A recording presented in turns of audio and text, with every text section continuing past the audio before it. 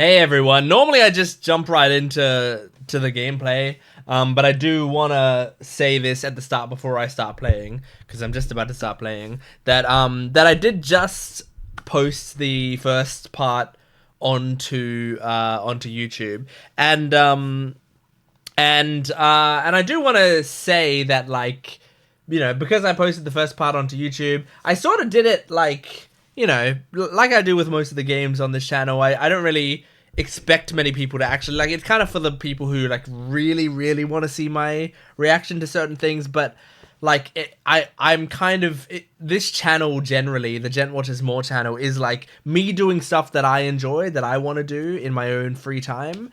But then I'm like, I might as well record it and put it up on the channel in case anyone else is interested. That's basically what this channel is, right? I'm not actually making content here, really. I am, but I'm not really. I'm doing something for my own enjoyment, and that's what this series is as well. I did the Fate series on my main channel as reaction videos. That was me making content for people to watch. I was trying to make that as good an experience for those people as possible, and those people, I mean probably you guys as well. As well as making it enjoyable for myself, but trying to make it enjoyable for myself so that my viewers could also enjoy it because they're seeing me enjoy it more, you know? But this channel is a little different. This channel, I'm just doing stuff for myself, and then I just post it on in case you guys are interested in it, you know? So, the reason I'm saying that is because I wasn't even going to do the Fate Stay Night visual novel. I wasn't even going to record it at some point. I was just going to be like, I'll just play it for myself in my own time. But I thought, some people have asked me to play it. I might as well record while I'm playing it and put it up. But the disadvantage, obviously, with recording it is like, be stopping to comment and reading things out loud. That stuff slows down the game a lot when you're making content. So, and also, having to read it out means I can play it in shorter sessions, because I have to play it in shorter sessions because it hurts my throat. So all this to say, I've had to make some adjustments to how I'm playing the game to accommodate for the fact that there's a lot of game, and also I'm reading it out and all of that. And one of the accommodations, as I said in the last video, was that I had to turn off the voices for the game. And some people were like, the voices are an integral part to the game. They're extremely important. To which I don't necessarily disagree with you. And like, hear this without me I don't want to sound sarcastic. I don't want to sound like I'm being dismissive. I truly am sorry. And I know that sounded sarcastic. It isn't. I do mean this. I am sorry if that, like, is kind of a deal breaker for you. Because I don't want you to, if you are checking out this channel, to be like, oh, that really sucks. I really wanted him to watch it with voices on. But, like, as I've said, I genuinely, like, tried to think about how I could make it work. Because the options that I would have had is, one, let the voices play, don't read out the dialogue. I can't really do that and be immersed in the game. Like, going between me narrating and then hearing the Japanese voices say it, and me having to read it in my head while hearing the Japanese voices say it, while also reacting to it in a video and talking about that stuff in a video, like, it doesn't really work for me. If I was playing it on my own quietly in my room, it would work for me.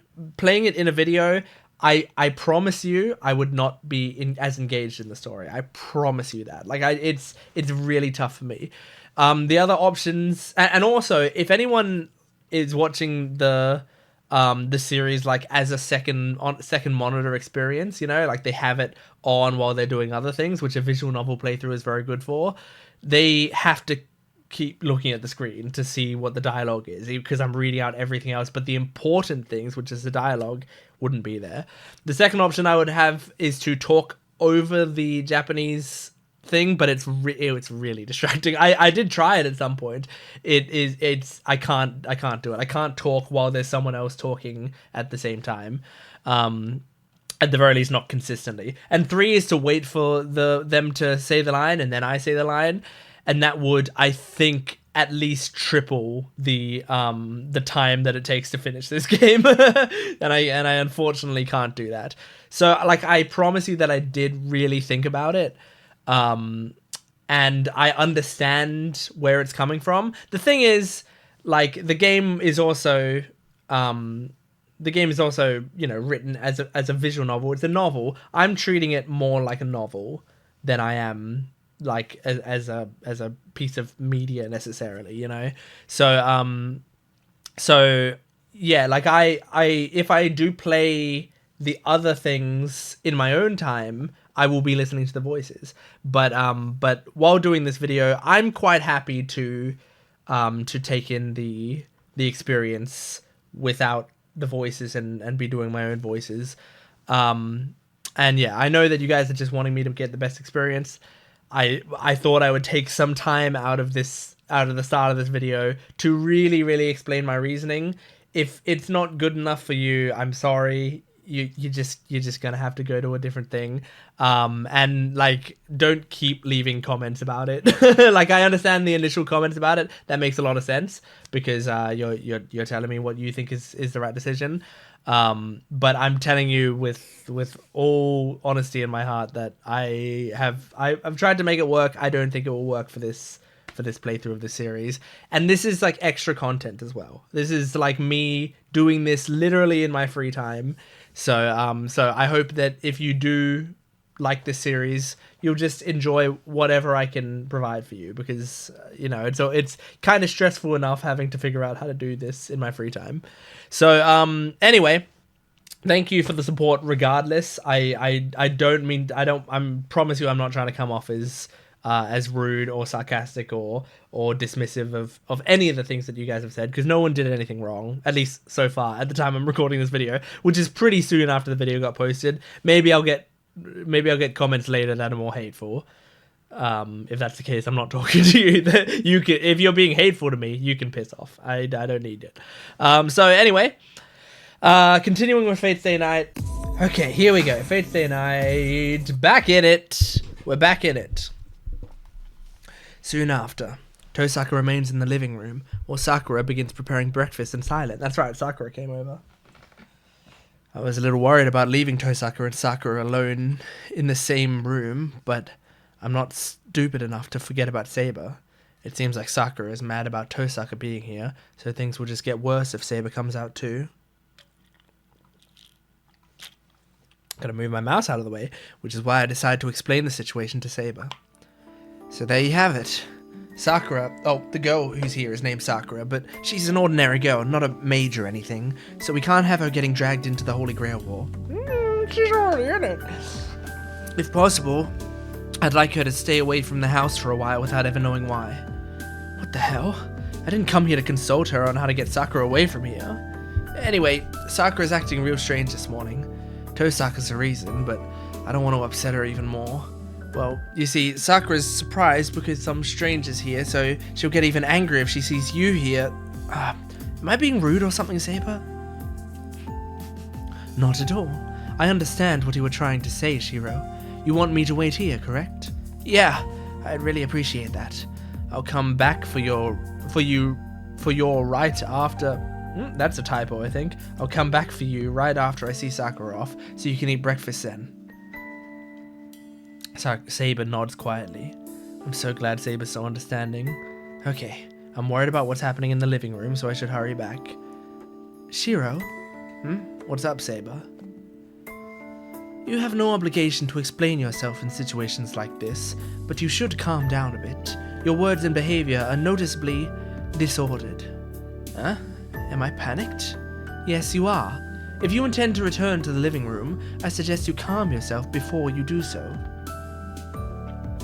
Saber's advice is given in an unusual tone. Has he calmed himself? I don't know. He's not often calm in this game. And breakfast begins as usual, like nothing happened. Here you go, Senpai. And would you like some too, Miss Tosaka? Sakura hands me a bowl of rice. She's acting like her usual self. I don't know what happened while I was gone, but the tension between the two seems to have dissipated. At least on the surface. Okay, I'll take a bowl. Tosaka hesitates a little before accepting a rice bowl. Sakura smiles as she puts bowls of miso soup, egg omelette, and other dishes on the table. Tosaka watches the table filling up, looking utterly flummoxed. Tosaka? Oh, Tosaka, I just realized this is Shiro talking. Tosaka, I thought you didn't eat breakfast. If someone makes it for me, I'll eat it. It's only polite, you know. But as long as you're okay with it, then let's eat. And sorry I made you get everything ready, Sakura. Please don't worry about it. This is my job. I'll start eating too. Lucky you, making your junior classmen prepare breakfast for you. Who died and made you king to deserve that kind of treatment? Well, I'll grill you about that later. For now, let's eat. The three of us bow politely and begin breakfast.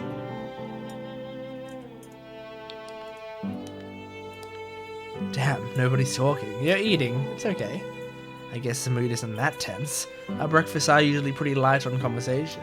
Yeah, I mean, surely you and Sakura don't, chat that much. I feel like Sakura is the kind of person that you bring over and you two kind of sit quietly together. And it's like comfortable silence, but that's kind of what it is, you know? You parallel play. You do stuff at the same time near each other. Whereas Reen might be constantly chatting with you or making fun of you or whatever. Sakura and I aren't really all that talkative. It's no shock the meals are so quiet. Yeah, that's what I'm saying. But why does breakfast feel so chaotic every day? Wait a minute. I get another nagging feeling. Senpai? Was the fish too salty for you this morning? That's not it. But I just have this bad feeling like I'm forgetting something. What could it be? I try to convince myself that it's probably not important since I can't remember, but I feel like that's a terrible mistake. I'm gripped by this sense of dread, like I'm ignoring a fatal disease or something. Oh well, I bet it's not that big a deal. I try to just shove the thoughts from my mind as I go back to eating. Just then,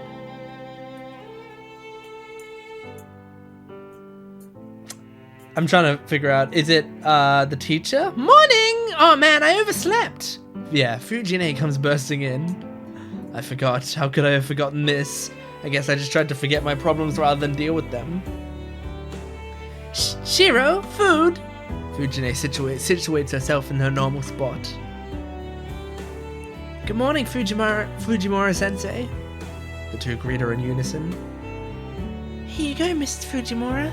It's not much, but please dig in. Sakura hands her a rice ball with her usual smile.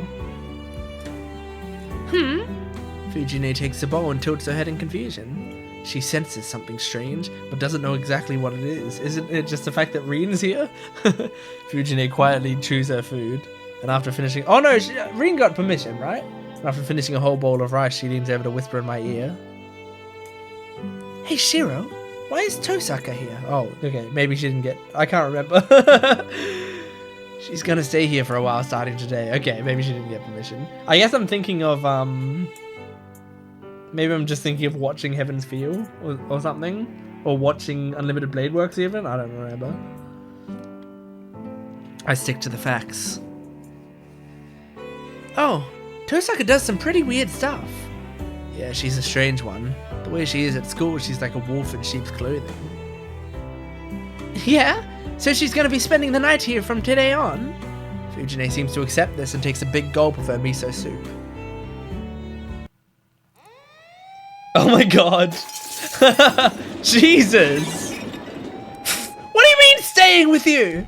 The table suddenly flips violently.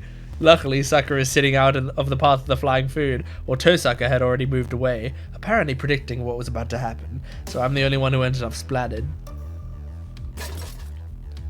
Yow, that's hot! What the hell, Fujine? Don't you realize there's hot miso soup, piping hot rice, and scorching meatballs in a pot? You'd burn me if you spilled those on me. Hey, why are we having food from a hot pot for breakfast anyway? Shut your mouth! What are you thinking, Shiro? What, are you hoping to be the protag of a rom-com, letting a girl stay over at your house? Ah, even I can't laugh at a joke that sick. I wasn't trying to make you laugh, and ow, this really stings. I'm actually getting burned here. Sakura, get me a towel. Here you go. I've got you a cold, wet towel, senpai. So proactive. Thanks. Whoa, I just found a chicken meatball in my shirt. It's freaking hot! Forget the towel. You need to explain yourself, Shiro. This isn't some sick joke, is it? Of course not. You know I don't like to kid around about these things, right? Anyway, Tosaka's staying here. Complain all you want, but it's already been decided, so there's not much point. Objection! I don't know what your intention is, but I can't allow it. Big sister will not allow you to live with a girl under your roof. Fujine roars.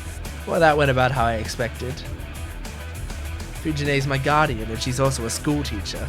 I don't think I'm getting out of this situation with 100 whacks from a wooden sword, or even 100 cuts from a real one. But unfortunately, I have to find a way to live with this.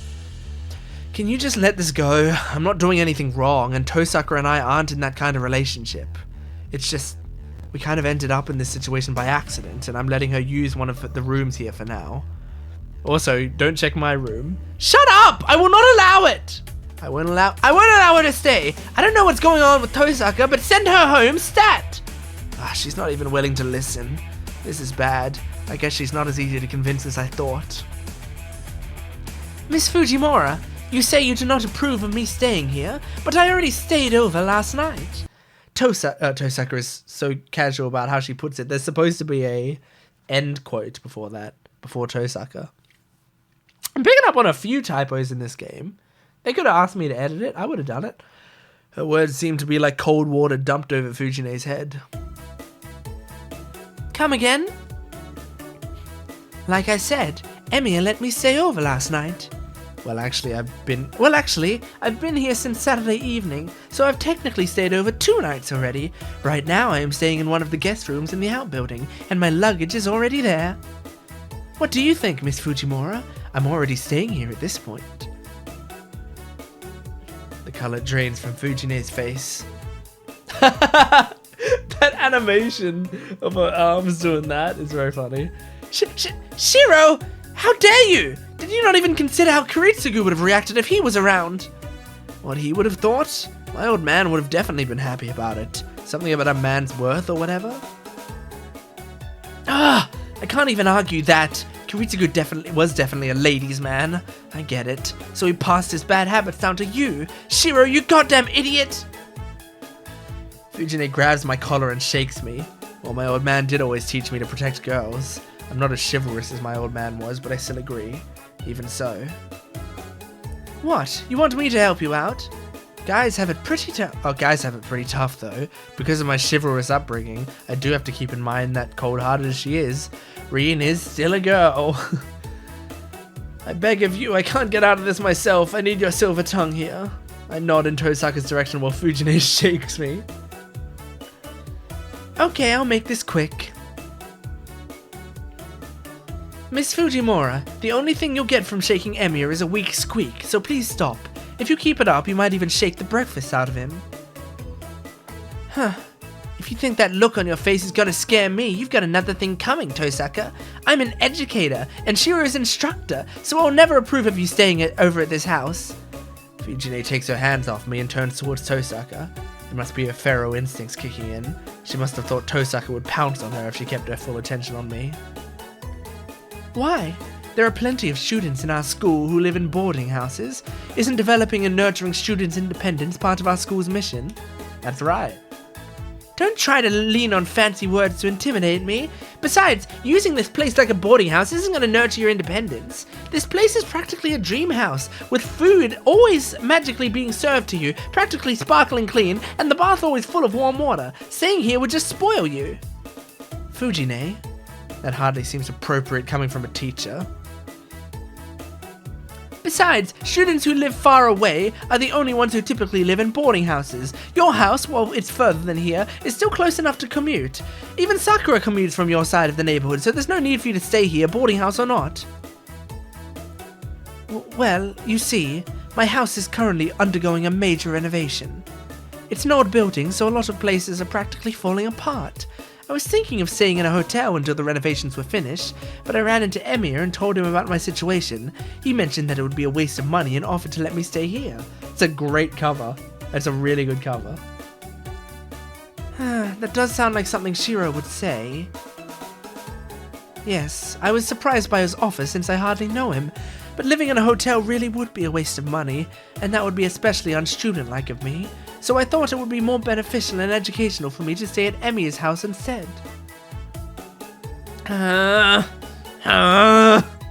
Fujine groans. Tosaka's answers and mannerisms are textbook. There's no room for Fujine, teacher that she is, to object. I understand now, but there's still one issue. You and Shiro are the opposite sex, and I still don't love the idea of you two staying under the same roof. She's not on the same roof. She's in the outcropping, isn't she? And what are you concerned about, Miss Fujimura? Well, you know, you're pretty, and Shiro is a guy, so I wouldn't want anything inappropriate to happen. Well, you're putting the thoughts in our head. That should not be an issue. My room is at the far end of the outbuilding, while Emi's room is in the Japanese-style room near the shed. Our rooms are about 20 meters away, and that distance shouldn't really create any issues. Now, he does have a British woman in his room right now. Well, the outbuilding does lock from the inside. It's like a separate house. You see? Or do you not trust Emiya? You mentioned that you're Shiro's instructor. That would mean you might know him better than I do. If you say he's the type of character who might do something like that, I may need to reconsider staying here. Don't be silly! Shiro is an upright gentleman. He would never make a girl cry. Then there's nothing to worry about. I believe I can stay here without needing to worry because I trust Emiya too. Fujine starts losing steam. Check and mate, Tosaka. Pretty good. Pretty good. I'm never a big fan of, like, being super controlling, especially of, like, oh, you're a guy and you're a girl, therefore I need to make sure to keep you as apart, you know, you can't, like, I just feel like that sort of upbringing, in my opinion, isn't super healthy. Because you're, like, really... And I mean, you know, I didn't have this upbringing harshly, but I had it a little bit. And I find it like, draws such a divide between men and women that, like, is... Like, it gets in your brain, you know? Like, that you just think of... Okay, here's... Like, my male friends, they're my friends. My female friends, they're a different thing, which isn't healthy. Just going like, well, the idea that you could do something, which obviously is also super outdated now because the world hopefully is more accepting of LGBT stuff. So it's like even men and men together and women together and all of that. Like, none of it's safe. But I think some of the fear is like fear of pregnancy, which is the big reason you would attribute it to men and women. But really, all you gotta do, I feel like, is like teach your kids about safe sex. And I know that I'm saying all you gotta do is if that's easy. It's not easy, I understand. But just be like, look, this is what this is, so at least you know how this works. But other than that, you know, whatever. A boy and a girl can sleep under the same roof. Like, that especially is fine. But then, like, I would say, you know, sleeping in the same room is fine. Staying over is fine. Being close to one another is fine. All of it's fine. It doesn't matter. None of it matters. Shut up. This is me letting out some annoyance from when I was younger. Anyway, it looks like Tosaka has officially gained citizenship in this house.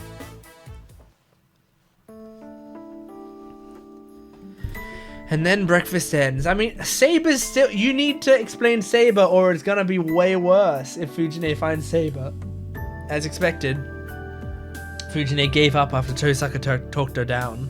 In the end, we agreed to keep our living arrangements a secret at school, while Fujine would supervise us at home. With that decided, Fujine got really excited knowing that there were going to be more people in the house, and she left for school in a good mood. Okay, good. Well, there's one more person in the house than you realize. After breakfast ended, I called out to Saber before I left for school. Saber, calm as always, says, "Follow Reen's directions at school.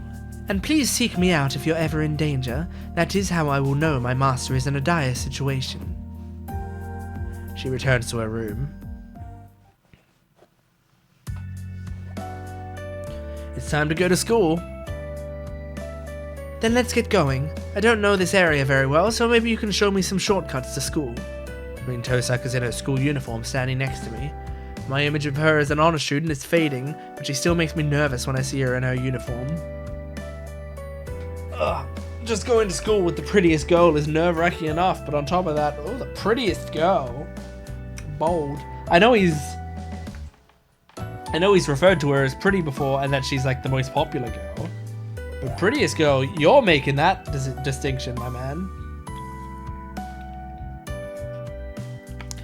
And I mean, I love Rin, but you got Sakura, you got Mitsuzuri.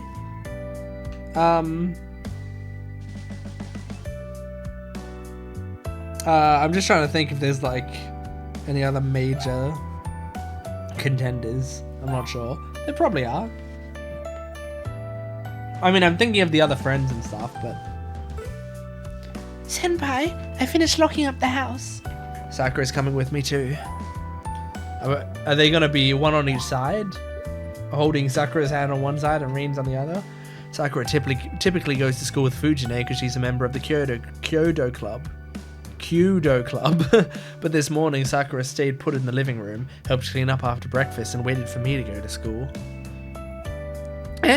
Did you give Sakura a key to your house, Shiro? I did. Sakura's never done anything bad, and she's been a big help to me all the time.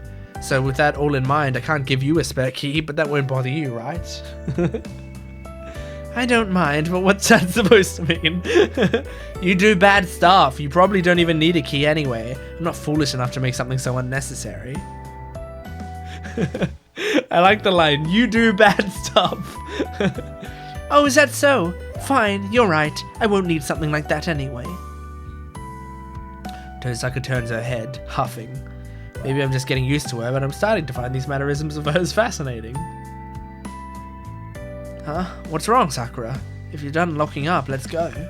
We got Tosaka this morning too, so I want to get to school early as possible. My reading today's so bad. Yes, you're right. We should go if you insist. Sakura's reply is pretty unenthusiastic, and she trails behind us. This isn't good. Sakura seemed down ever since Tosaka convinced Fujine to back off. Fujine might have consented, but I have a feeling Sakura isn't convinced. I probably need to talk to her. Yeah, I should find a way to give these two time to get along and be friends.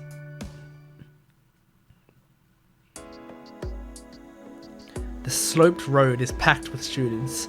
It's a 7:30, which is the busiest time for students to get to school. That's not a typo, but it does always confuse me, since I just say it's 7:30, but it says it's a 7:30, which I think is the more accurate way to say that. I just never think of it like that.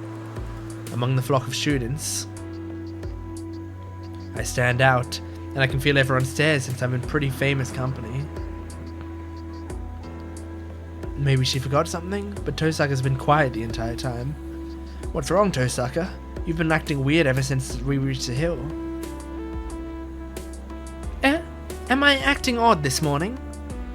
No, you're not odd, but your behavior is. Senpai, that is contradictory.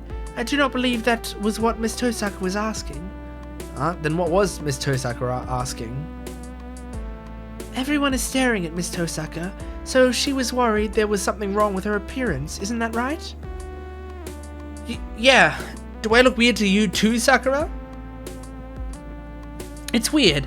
I may have been sleepy this morning but I still blow dried my hair, and I don't think there's a single wrinkle in my uniform. Maybe I have bags under my eyes because I slept in a new unfamiliar place last night. What are you yelling at me for? It's not my fault if you couldn't sleep, and even if that's why you got bags under your eyes, it's no big deal. Just forget it. How dare you? Girls care about their appearance from the moment they're born. I've always tried so hard to look perfect, at least on the outside, but I guess my streak ends today. So easily set off. Again, why are you yelling at me? I don't know what's going on here, Tosaka, but it's definitely not my fault. Just tell her that she doesn't look odd. She's fishing for it.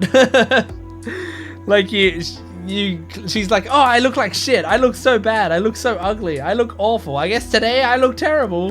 And he's just like, stop yelling at me. I don't know what you want. It's pretty clear. Take your frustrations out on someone or something else. Please do not worry, Miss Tosaka. You're as beautiful today as always. There you go, Sakura. She knows the game. Everyone's staring at you because you're with us, since you've never come to school with anyone before. So that's why I'm being treated like this. I'm not insulted, but I thought I'd figured out how school works after 10 years. I guess there's still some mysteries left at school for me. Tosaka ponders this seriously. Hold on, what kind of person ignores someone telling them they're as beautiful as always?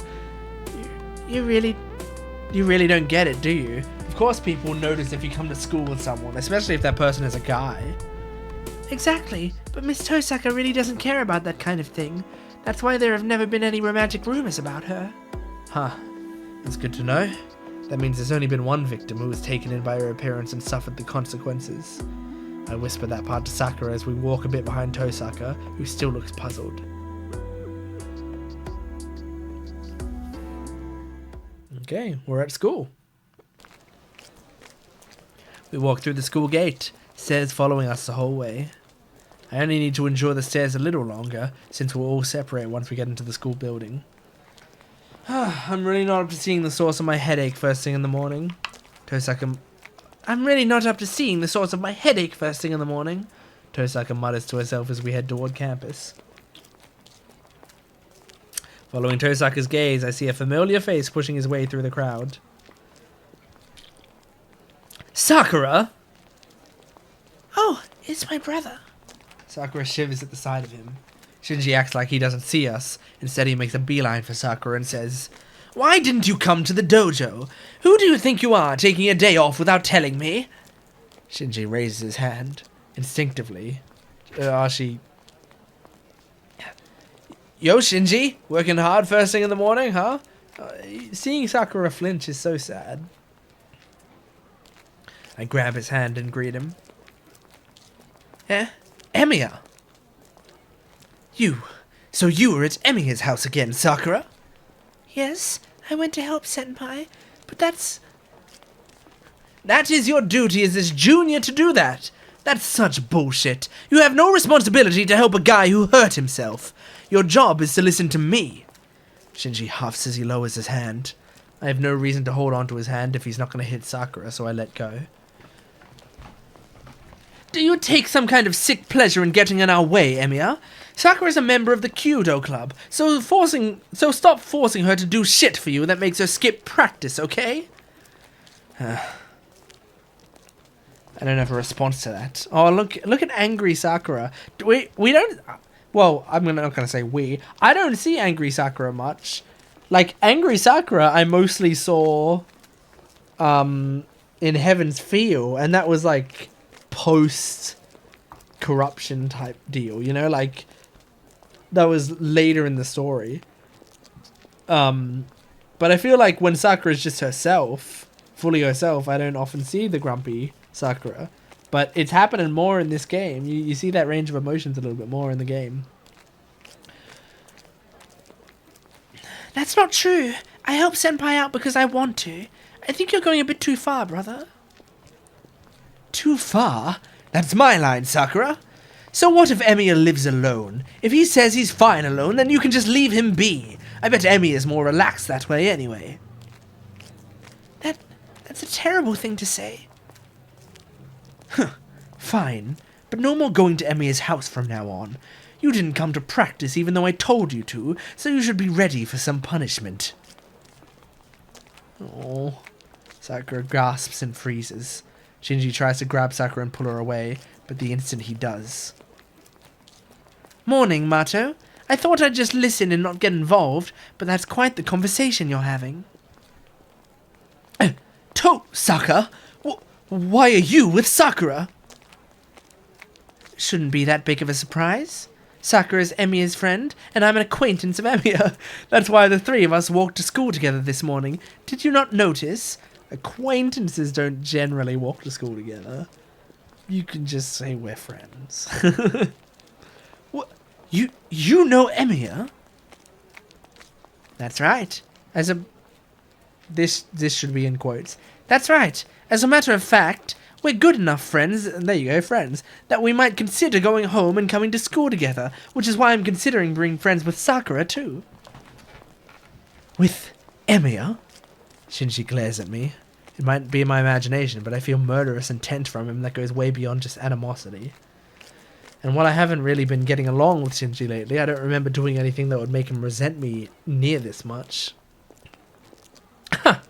Don't be ridiculous. This is a bad joke, Tosaka. There's no way you would hang around a guy like Emiya.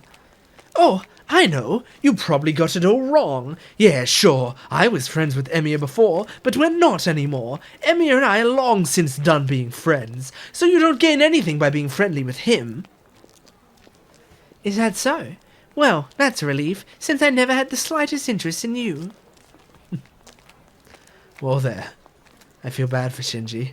If I were in his shoes, Tosaka's words would be traumatic enough. I probably wouldn't recover for a good while. Why, you...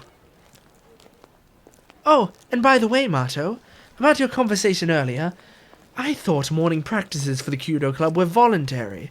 I've never heard that you need permission to be absent.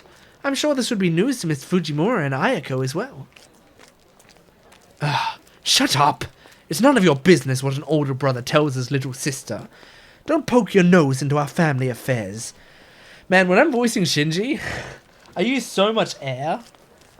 Like, because I always voice him, he's always speaking so firmly, and so he's using a lot of air. And I don't realize until the end of the line.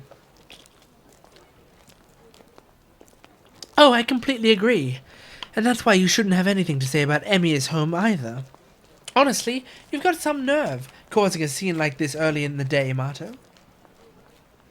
Gah! Shinji retreats a step, still glaring at Sakura and me in the process. Fine, I forgive you for this morning. But you won't get a second chance, Sakura. If something like this happens again, I'll put you in your place once and for all. What a fucking tool. Shinji heads towards the school building after making a big pronouncement. He's turned tail and run after Tosaka gave him a dressing down. I'm so sorry, Senpai. My brother was so rude to you. Sakura's apologizing not just to me, but to Tosaka as well. Don't worry about it. It was actually a nice way to start the day. The gears in my head are oiled up and turning at full speed now. I love a good argument, you know. Man, Reen's such a funny character. Also, like, just so different from me. Like, an argument at the start of the day would ruin my day. Even if it's with someone I hated, like, even if I don't care about the person I'm arguing with, or even if I like them, or even if I have no opinion of them, like, an argument will ruin my day. And it might be swirling around my head for the whole day. By the way, look how long her finger is. Isn't that super long? Her finger that's up right now. And I should be the one apologizing. I might have gone a bit far. He still has a reputation to think about, and I shouldn't have said something like that in front of everyone at school, you know? If Mato acts all down from this, go ahead and cheer him up. And tell him he can spar with me anytime he likes. Yes. If brother hasn't learned anything from this incident, then please spar with him again, Miss Tosaka. It was her speaking. I was trying to figure out. That is another disadvantage of me not having the voices on. Is like, you know, it's easier to tell who's speaking if the voices are on. So, you know, it's a shame. But not much I can do. Relieved, Sakura smiles cheerfully. Tosaka seems suddenly bashful and looks away. And you too, Senpai. Please try not to get mad at him either. Your brother's only friend. I don't want to be his only friend. I don't want to be his friend. I know, it's probably impossible for me not to get mad, but I've known Shinji's like that since forever. I can see us getting close again at some point, so I'll take baby steps with him. Yes, I look forward to seeing that happen, Senpai. I look forward to him maybe dying in this story. Because I don't know, maybe he will. Like, he didn't die in Unlimited Blade Works. In fact, we saved him. He did die in Heaven's Feel. So, I wonder, the Fate route... I'm guessing he's gonna survive. Because he's like the cockroach character. Like, him surviving shit is like his character's MO, I feel. So, yeah, I'm not sure. But maybe he had such a big part in the other two stories because he didn't have much of a big part in this one, you know? I don't know. Sakura quickly bows. Yeah. The only thing I get really mad at Shinji about is the way he treats his sister like crap. Yeah. I get incredibly, like, that is that is the stuff that makes him, you know, even him being like kind of a dick to Shiro or to Rin or whatever, like, you know, I can let that go and maybe laugh at it, but the way he treats Sakura is so despicable. Oh my god. Let's have another good day, senpai. Sakura heads to the first tier floor. Tosaka and I climb the stairs to the second year floor. What? This guy, right? What's his name? Issei? Issei, right? And run right into the student council president. Why are you with Tosaka, Shiro Emiya? Oh, good morning, Ryudo. What kind of greeting is whoa-wah? I woke up feeling like something was off this morning, but I never thought it could be this dire. Just come over here, Emiya. Staying so close to Tosaka might poison you.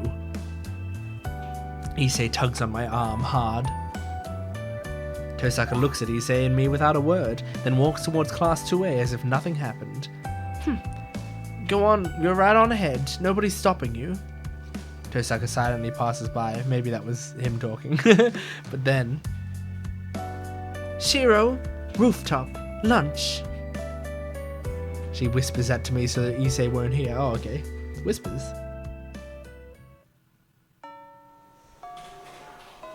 Now see, this is the thing. If there's like some lines that I really want to hear the voice of, I can, and I will. Because I wanna hear the voice actress. I need to find which buttons do which. I wanna hear the voice actress doing the whisper. Give me like an ASMR. It's in sound settings. I mean, it takes a while to do all of this. But let's go to Rin. Oh, hang on. I have to turn up the voices. Okay. Come on. Is there a faster way to do this? I'm just turning it up to 100%. That actually might be extremely loud now that I think about it. There is a faster way to do it, thank goodness. Let's do 70%. I just want to hear this line.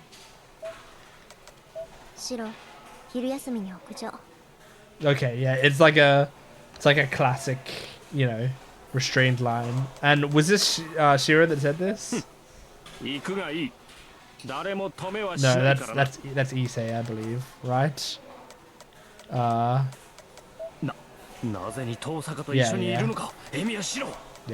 Okay, cool. Now, nope.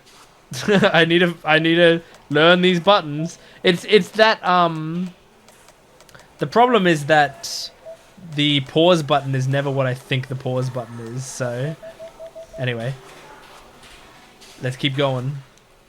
After seeing Tosaka and me in the mornings, Issei hasn't been speaking to me. He's been treating me like a traitor. I guess I went too far. I feel like just a bit of regret. Issei interrogated me about why I was with Tosaka this morning, and my response was, "We got close over the weekend, you idiot." That was not a great idea. I expected Issei's next set of questions to be about how and why we got close, but before I could explain further, Issei staggered away. Well, I guess that works to my advantage since I need to do things alone for a while. Having fewer people involved will make things easier, that's true. Anyway, the first thing I need to do is... Whoa! A choice! Okay. Explain everything to Sakura. I got to. Sakura matters a lot to me, and I don't like her being out of the loop. How much can we explain to her? Alright. It was hectic this morning and I couldn't properly explain myself, so I should go to talk to Sakura now. I head up to the 4th floor, to the first year classrooms. I peek into her classroom from the hallway, and Sakura notices me right away.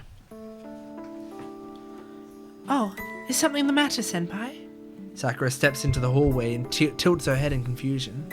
I thought she would be depressed after what happened with Shinji this morning, but she seems fine. Unfortunately, she's used to it. Nothing really happened, but I just came over to ask you to forgive me about what happened with Tosaka. I couldn't talk to you about it this morning, so I wanted to apologize before I went home. Oh? What about Miss Tosaka should I forgive you for? Well, about the thing where she's gonna stay with me for a while. I should have consulted you first, Sakura, but instead I decided on my own. I'm sorry. But there's a legitimate reason for Tosaka staying over, and it's nothing shameful, and you might not forgive me for it, but I just wanted to tell you that. Wasn't Sakura there when Tosaka explained it to Fujine? When she said, "Oh, my house is under renovation," and Shiro offered me a place, you know? So you saying there's a legitimate reason makes it sound like, well, that wasn't the reason, but there's a different one, which is true, but it just might raise more questions. I lower my head apologetically. Please, do not do that, Senpai. There's no reason for you to apologize. That's true, there isn't. I was certainly surprised when I learned Miss Tosaka was going to stay over, but Miss Fujimura approved the arrangement, so I don't see any problem. You are the master of your own home, so you can do as you wish with it, and it is not my place to say anything about it. You dummy, what the hell are you talking about, Sakura? That house is mine, Fujine's, and yours. I shouldn't just decide things on my own. Senpai? That's why I need to apologize. Rather than be mad at Tosaka, you should be mad at me. Because, well, I'm the one who invited Tosaka over without consulting with my family first. Aw, that's really cute. That's really cute. Him calling her family is adorable. And if you don't want Tosaka to stay over, I'll call it off. I know it's not enough to earn your forgiveness, but I can't continue to do something you don't like. This isn't just me trying to smooth things over. I'm speaking from the heart. Teaming up with Tosaka doesn't mean she needs to live with me. There should be other ways to work effectively with her. Aww. Then I'll forgive you. I will allow Miss Tosaka to stay over, and I also forgive you for being so selfish. Is that what you want, Senpai? Are you sure, Sakura? Yes, and I will not even ask about the circumstances. I'm satisfied just hearing you say that. Sakura looks at me, smiling warmly. She's not pretending. Sakura is giving her honest approval of Tosaka staying with me. Thanks, Sakura. I'm real glad. Oh, she's in such a good mood now. Well, I'm the one who's glad. Oh, but may I ask you something? If I told you I didn't want Miss Tosaka to stay, what would you have done? Well, if you'd done that, I might have gone to her instead, because I actually do need to be with Tosaka for a while. Don't tell her that. You'd go to her instead? Yeah, instead of Tosaka staying here, I probably would have stayed at Tosaka's place. That way I wouldn't need to bother you or Fujine about our arrangements.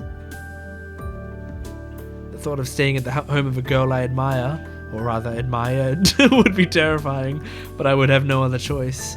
Well, I appreciate it. If that had happened, I think she would tease me even more than she does right now. That's a relief. I'm so glad Sakura forgave me. Hey, wait. Sakura? What's wrong? You look pale. I call out to her asking if she's alright. Sakura seems to be lost in thought. I'm so glad I didn't say that. She sighs deeply for some reason. And Shiro has no idea. Shiro is just completely blind to it. It's after school. The end of day bell rings and I prepare my bag to go home. Sabe is waiting, so I should go straight home. There are a few students still scattered around in the hallway. Some students going to their club activities, some students still lingering, killing time, and a student who's about 10 meters away, stomping toward me, looking real mad. It's because I didn't go to the rooftop. There's just so many kinds of students around. Oh, Reen's coming for me. Huh? I think there's something strange in that mix of students, so I quickly turn and head toward the stairs. Alright, I just remembered that I was told to do something this morning. I may have been told something, but at this point my only choice is to pretend I forgot. Actually, I don't see that working. I'll just say I didn't hear. Hold it right there! You've got guts running away when you see me. Damn, I got caught. Actually, there's nowhere for me to run if I go home, so I let myself get caught here to minimize the damage. I turn slowly. Yeah, she's absolutely livid. The way she looks now, you wouldn't even imagine she's the school's top honor student. Yo, what a coincidence, Tosaka. Want to go home together if you're leaving? We're heading the same way anyway. Let's go home, Shiro, you idiot. Do you have any idea of the position you're in right now? I was going to warn you, so why don't you come to the rooftop? Why didn't you come to the rooftop earlier? She looks so threatening. At this point, she won't listen to any excuses I make, but she probably won't calm down if I don't explain myself. Sorry, I went to talk to Sakura at lunchtime, so I couldn't go to the rooftop. Explain, just say more than that, Shiro. It's so vague. And then, Tosaka looks at me blankly, like she's just seen a ghost. You went to Sakura? You mean you went and talked to her about me staying at your place? Yeah. Remember how we left things up in the air with her this morning? So I went to ask her for her approval of you staying over. I see. Well, I can't say much then, can I? Aw. Huh? Tosaka sheathes her sword just like that, and then for some reason... Fine, I forgive you for ditching me at lunchtime. I'm sorry for making you do extra work for Sakura. Oh, see, she's like protective of Sakura. That's nice. That's really nice. She looks sudden as she makes her apology. Well, there's nothing for you to apologize for. So why did you call me up to the rooftop? It was important, right? Yes, I told you to meet me there because I had something to tell you as a master. I wanted to warn you to be careful because there's a bounded field set up over the school. Wait, a bounded field here at school? That's right. You may not have noticed, but it's a pretty tricky thing that's been set up. The seals, or signs, are installed around a wide area, and once they're activated, the whole thing will envelop the entire school. It's intended to seal the flesh and blood from all the people within the bounded field. It looks like it's still at its beginning stages, but haven't you noticed how listless everyone seems? Oh, now that she mentions it, I felt a little strange 2 days ago, but was that why? But that means there's a master at school? Exactly. We have an enemy lurking here. Do you get it now, Emiya? They're not likely to attack you at school, but I wanted to tell you... Another typo. I wanted to tell you to be alert so you're prepared for battle at any time. No wonder Tosaka was so mad. Here I was spending my entire day in ignorant peace. Sorry, I should have met with you during lunchtime. You damn well should have. Look at that cute face, man. Saber entrusted you to me, so if you had skipped out for some stupid reason, I would have cast a chaos on you to force you to come. But I'll let it pass this time. As it turns out, nothing happened today. I just, like, there's some little things that I really like about, like, I already know these characters quite well at this point, from all of Unlimited Blade Works and all of Heaven's Feel, and then for some of them, a little bit of Fate Zero. And so, like, I already know them pretty decently. But still, like, playing this visual novel, I'm seeing, like, little nice bits of characterization, Like, so far, there hasn't been anything that I'm like, oh, I really needed to play this because I hugely missed out. But I'm enjoying playing this to see these little bits of characterization.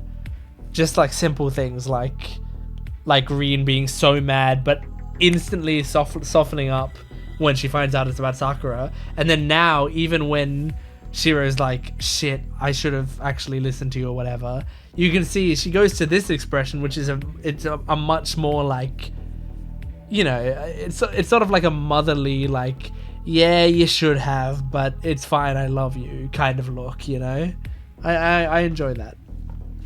So all's well that ends well. I feel better hearing her say that. Tosaka, do you know who set up that bounded field? Is it someone from this school? No, I don't know yet. I don't sense the presence of any mages other than me here, so they may be an outsider, but there are cases when an amateur like you winds up becoming a master too. So I can't be sure, but there's a good chance it's someone from this school. They'd have to not stand out here, since they managed to set up a bounded field at the school and all. Someone who wouldn't seem suspicious if they came into the school, so it'd either be a student or teacher, or both, whoever it might be. It means Tosaka and I aren't the only masters here. That's not the only problem. Listen, Shiro, once this bounded field is completed and activated, it'll dissolve and absorb everyone inside. Excuse me, think of it like they're in the belly of some creature, or rather, we might not be affected by it because we're projecting ourselves with magical energy, but anybody who doesn't possess magical energy will weaken and die without their knowing. This is way beyond just involving ordinary citizens. If this bounded field activates, it'll kill everyone in the school. Do you understand? There's a master in this school who's willing to make a bounded field this awful. Whoa, my vision blurs momentarily. I take a deep... I think all of those were Reen, by the way, and I read one as Shiro. I take a deep breath so that... Not that I'm distinguishing the voices a lot. I wondered if you're watching this video... Can you even tell how much I'm distinguishing the voices? Because I'm not doing like wildly different voices for a lot of them. I think also the problem is playing a game like this, a lot of the characters are women. Like almost most of the characters are women. I would say most of the main characters are women, right? And I'm a dude who doesn't have a crazy range on my voice. And so like so a lot of them do blend together. And also like I can't do wildly different voices because it would tire out my voice more. I take a deep breath so I can make sure I fully comprehend what Tosaka's trying to say. But it stops there. I attempt to imagine the worst possible outcome, even if my imagination may fall short, and I keep that image deep within my heart to accept the position I've been placed in. I get what you're trying to say. So Tosaka, can't we try to destroy this bounded field? I tried, but it was impossible. I found all the sources for it, but I can't destroy them. The only thing I can do is temporarily weaken the sources to delay the whole thing from activating. So as long as you're here, the bounded field can't fully be formed? I can only hope, but that's wishful thinking. The bounded field is already set up, and the magical energy needed to activate it is gradually accumulating. According to Archer's estimates, everything will be ready in about 8 days. Speaking of, Archer hasn't really shown himself in this game much. But I'm imagining that's going to be a theme, because Unlimited Blade Works is like almost all about Archer. So I wonder if Archer's going to have like a very, very tiny role in this one. When it's ready, either the master or servant will transform the school into a living hell. Then before that happens, we need to defeat the master lurking in this school, but it'll be challenging to find them. We've pretty much been at their mercy from the moment that bounded field was formed. The master just needs to wait until it's ready to be activated. They don't need to make themselves known until then, so the only chance we have is when they come out, right? Bingo. So you should stay quiet until then. You have to fight whether you like it or not when the time comes, and it'd be stupid to let the enemy find you were you to go searching for the master yourself. I get it.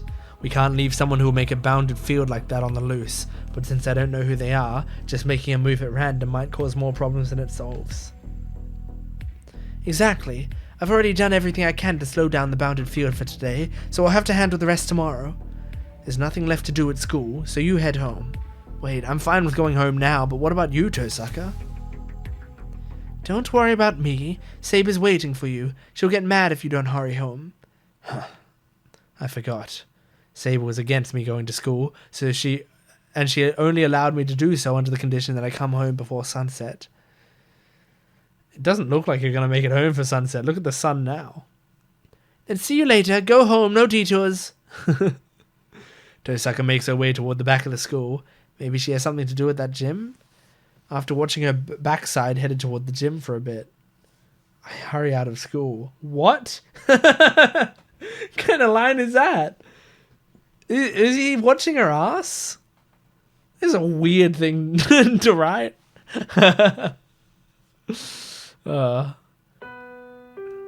Okay. I should probably save it here so I can go to sleep for the night. Okay, I'm back with another day. The gate is still locked. Alright, it's been a while since I came home this early. I usually help out doing odd jobs or go to a part-time job, so it's rare for me to come straight home from school. I usually find the gate unlocked and Sakura preparing dinner inside. I've gotten so used to that after a year, I've forgotten how important coming home early can be.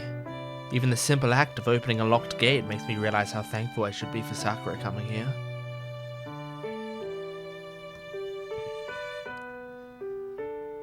I'm home. I step into the hallway as I call out. The moment I enter the living room, I see the blonde girl. You are back, Master. For a split second, as I see Saber, I feel like I've been hurled into a dream of some sort of fantasy. Shiro, did you just get home? She calls my name in a quiet voice. I finally come back to reality. Oh, Saber. Sorry, you surprised me popping up so suddenly like that. Just for an instant, I mistook her for a normal girl rather than Saber. Oh, your orders were for me to stay here. Was I mistaken? Oh, no, I just got confused. Don't worry about it. But how are you feeling, Saber?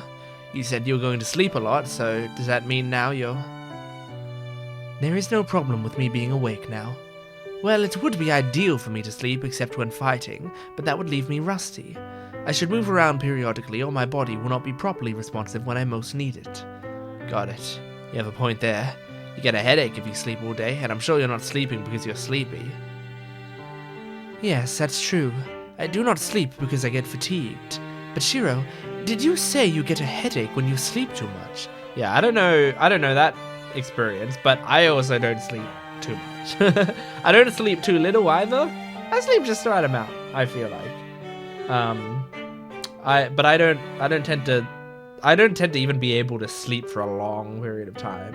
Like, I can't really sleep longer than 8 hours. After that, I'm awake and I can't get back to sleep. Don't you? People don't typically do well if they sleep a good chunk of the day. In my case, I'll get woken up by a headache, so I can't sleep for more than half a day.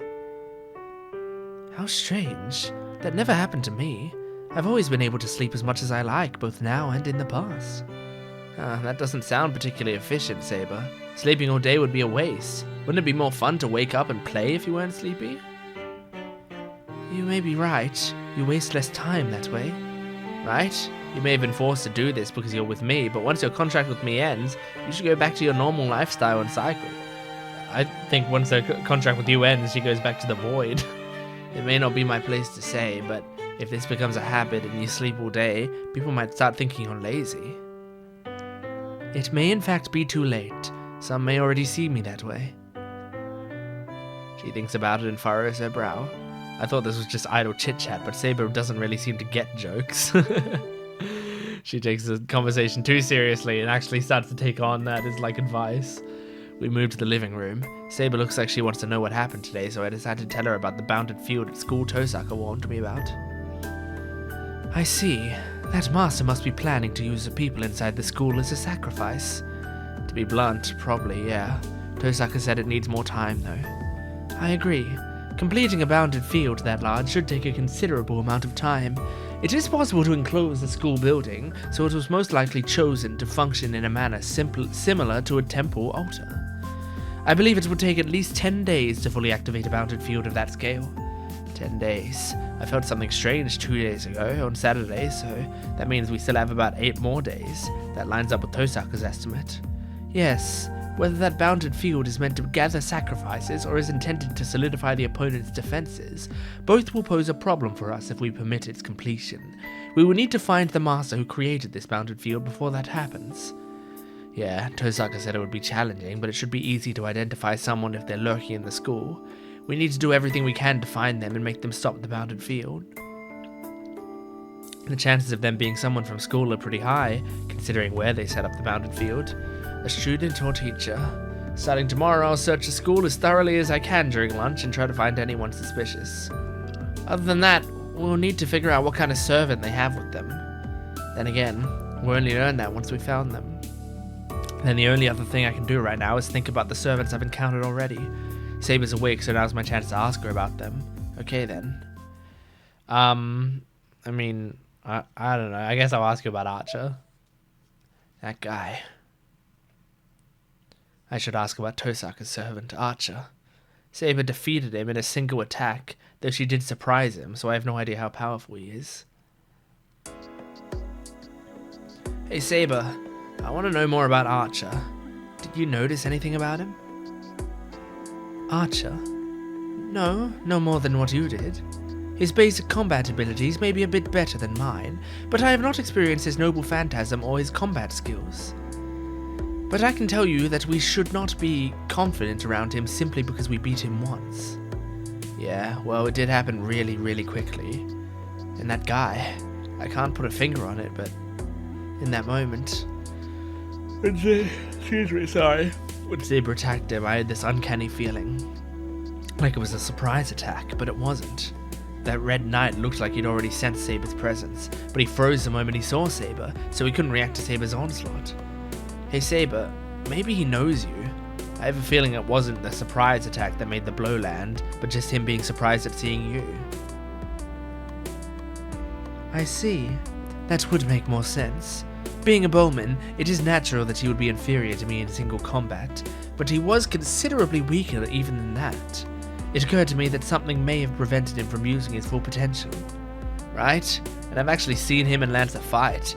Archer might not have gone on the offensive, but his defense was incredible, so I assume there was something wrong with him since your attack hit him so easily.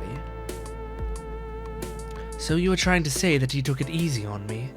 Rather than being upset by an easy victory, she seems more bothered that he might have taken it easy on her. Saber glares at an unseen enemy. Very well. Once your alliance with Reen is over, I shall make him regret that insult. Wait, I don't think he went easy on you on purpose, and I don't think there's a real need to hate him. I suddenly find myself defending Archer. Oh? Are you saying Archer's actions that would be forgiven? Rather, you seem to be defending him out of sheer goodwill. I do not want you to believe it to be true, but I must ask, do you prefer Archer to me as your servant? That's impossible. I'll have you know that he rubs me the wrong way. I've never talked to him before, but I know that he and I wouldn't get along, even just from seeing him at a distance. That is a relief, and you're right about that. I knew there was no cause for concern, but I am relieved to hear it said. Okay, you took me by surprise too. But why are you so relieved by that, Saber? Isn't me hating Archer a good thing? You are right. It certainly is a strange thing for me to dwell upon. Well, it is probably a matter of our compatibility in battle.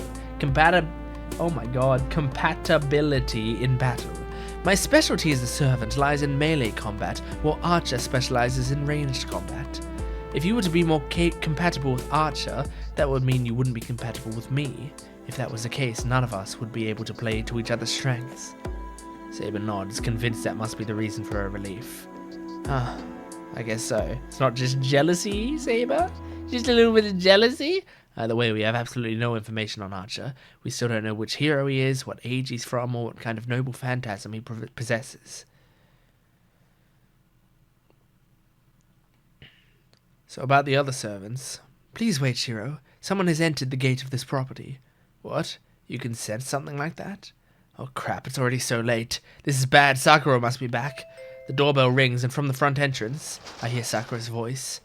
I'm coming in. Saber, sorry, but... Yes, I know. I will retire to my room, so please do not mind me.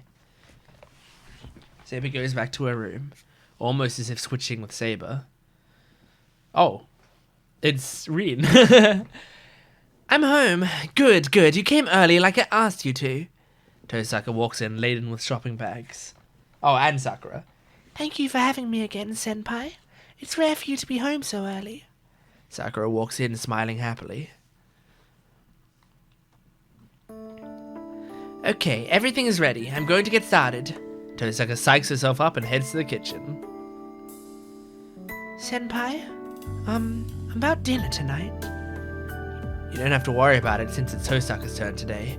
You prepared breakfast for us, so leave dinner to us. She and I will handle dinner while Tosaka's staying here. Oh, look at that pout. Very well. If you say so, then I will have to oblige. Sakura quietly sits down. I hear a fiery, boisterous sound coming from the kitchen, but I see nothing of Tosaka. I guess I can trust her. I should stay in my room until dinner's ready, considering Saber's waiting there. I'm gonna rest in my room. If Fujine comes, tell her she should prepare the bath herself for a change. Oh, okay. Please go relax, Senpai. I will come and get you once dinner's ready. We better not open the door, because you'll open it and you'll see me and Saber kissing, and then... Yeah. Oh, by the way, don't forget to knock when you come into my room. There you go. Although that's so suspicious. Like, reminding her of that... I mean... Like, I don't think she's going to think you have a girl hidden in there. She's absolutely like, oh, he's going to jerk off. Like, 100%. Oh, I'm going to go rest in my room until then. Oh, and don't forget to knock on my room. Don't open the door, just knock, you know. It's a little before 6 o'clock. I figured dinner will be ready around 7 o'clock. I wonder how many masturbation jokes I've made in this playthrough so far. We're not that far into the playthrough. And I think I've already made a lot. I return to my room and find Saber sleeping in the room next door. Bummer, I thought I could talk to her a little more. I click my tongue with disappointment and sit down. Snuggle up to her. Or, you know, you could wake her up if you wanted. Wait a minute, what am I thinking? There's nothing else I can talk to her about apart from the Holy Grail War. Besides, I don't know how to act around Saber. Oh well, if she's asleep, I'll just let her rest. I mutter to myself and stare at the hands of the clock. Last night, Saber, Tosaka, and I ate dinner. But today, Sakura and Fujine are in the mix as well, making it 5 people. Oh, actually, Saber can't join. As long as Fujine and Sakura are around, I can't have Saber come out of her room. I wonder if Saber ate breakfast. Last night, Saber was nodding while eating her dinner. Based on her behavior, it's not like she doesn't need food. I didn't prepare lunch for her, so she must be hungry. Once Fujine and Sakura go home, I should warm some dinner up for Saber. Oh, it's nice for him to be thinking of her like this. She'll have to eat alone, but there's nothing we can do about that. It's just... imagining Saber eating by herself is making me mad. Aww. That's sweet. That's a nice little internal monologue. Shiro? Oh. Shiro, are you awake? No. Shiro, are you awake? Tosaka knocks on my door and peeks her head in. Tosaka, what's going on? Nothing. Dinner's ready, so come on out. Thought Sakura was going to come get us. It's already that time. I pick myself up, glance towards Saber's room, and head into the hallway.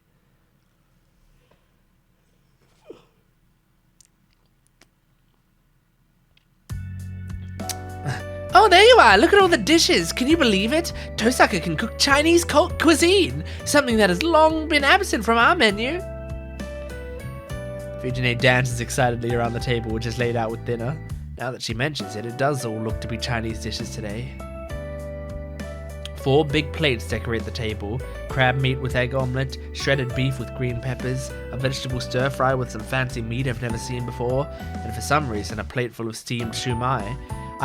It does make me sad thinking about Saber being alone in the room. I mean, I know she doesn't mind that much, but like, it's just sad. Imagine her alone in that room. She's just lying on the futon with her eyes closed, and she can hear all of them like out here eating, talking to one another, like lots of energy. Makes me very sad. Salad has been served on individual plates for everyone, and the setup seems to have been well thought out. It's pretty extravagant. Fujine loves it. This is a surprise. I thought you would make something Western.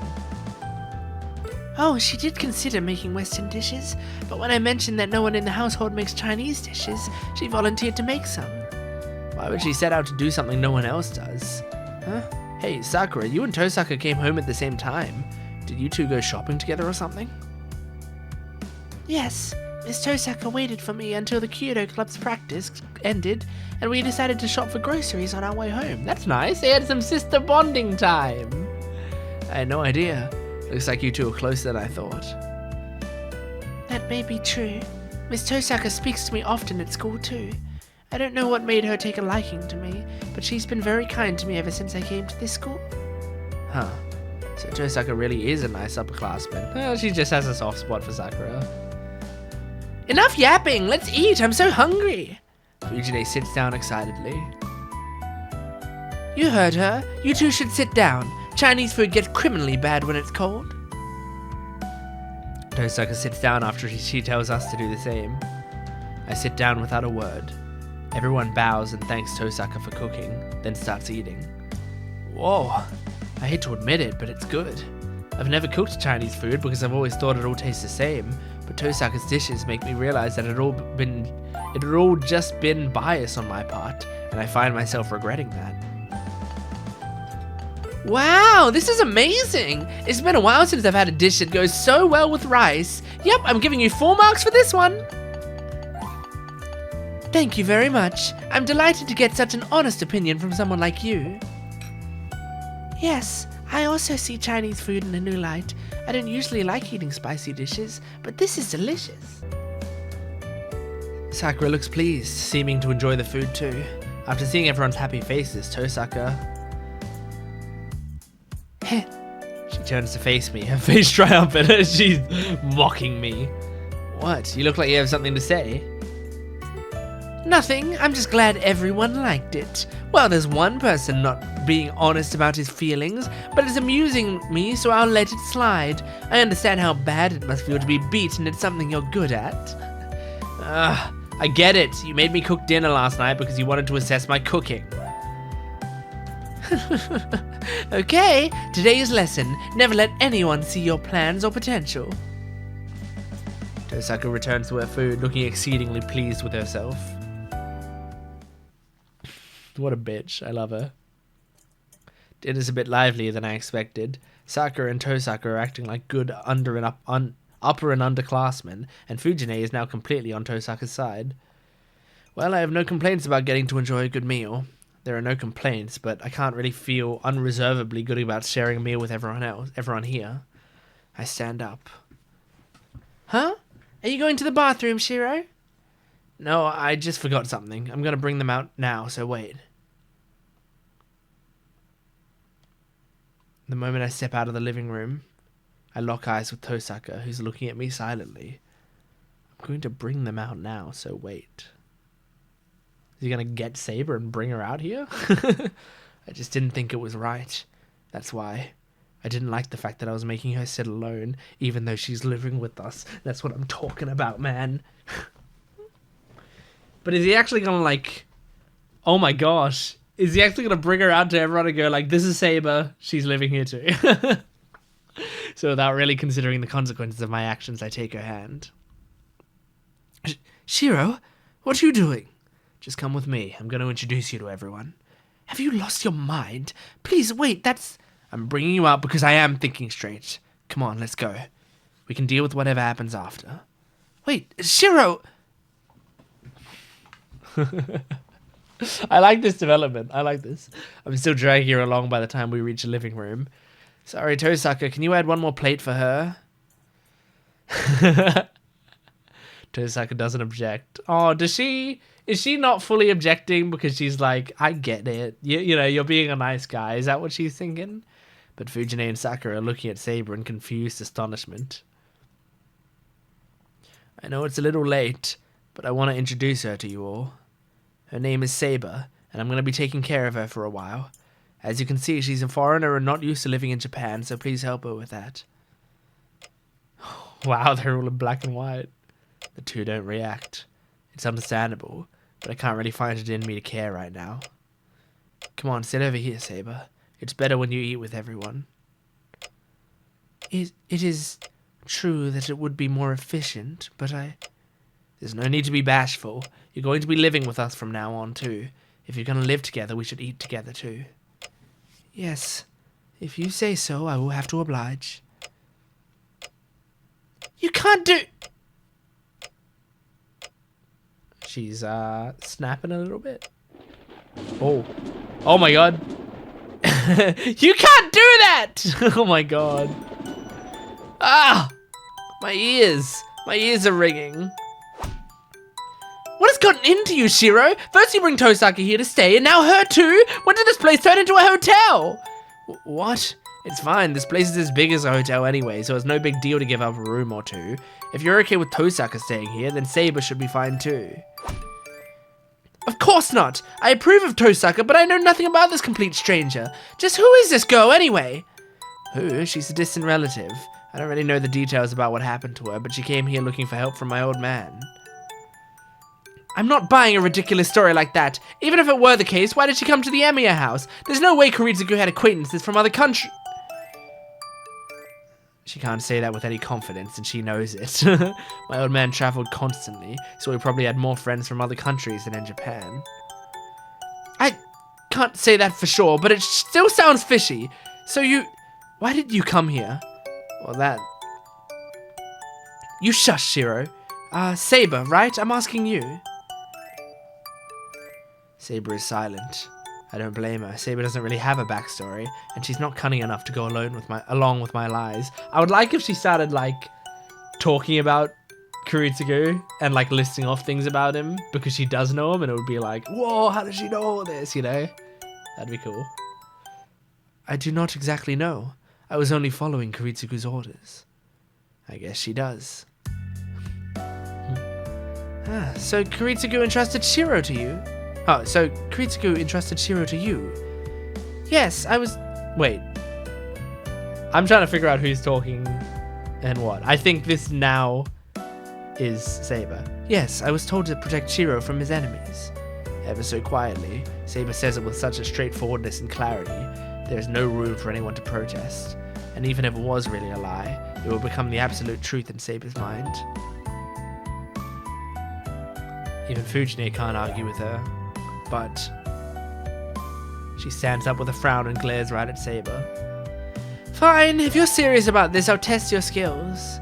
Fujine drops this on us all out of nowhere. And, with the sound of whooshing wind, Fujine takes us outside. And then she takes a bamboo sword, a shinai, hanging on the wall and continues glaring at Saber. Okay, what the hell is Fujine thinking? You said you would protect Shiro, which means you must be at least somewhat disciplined, right? Oh my god, Saber's gonna destroy you. Are you telling me to take a sword? That's right. I'll accept this if you prove you're stronger than me, but if you're weak, I'm sending you back home. Well, this is gonna be easy as fuck. I do not mind, but I do not see the sense in this. I'm supposed to be the one who protects Shiro. I'm gonna be right by his side until he grows up to be a man. Saber doesn't seem to fully comprehend what Fujine's intentions are. Then again, none of us do. Like I said, I don't need anyone weaker than me around. If you say you're stronger than me, you should be more dependable, right? And if you are, maybe I can entrust Shiro to you just a little. Fujine swings her shinai around with a pout. Understood. I just need to convince you, correct? That's right, but convincing me will be no easy feat. No sooner has Fujine said that she practically leaped forward, rushing towards Saber, brandishing her shinai.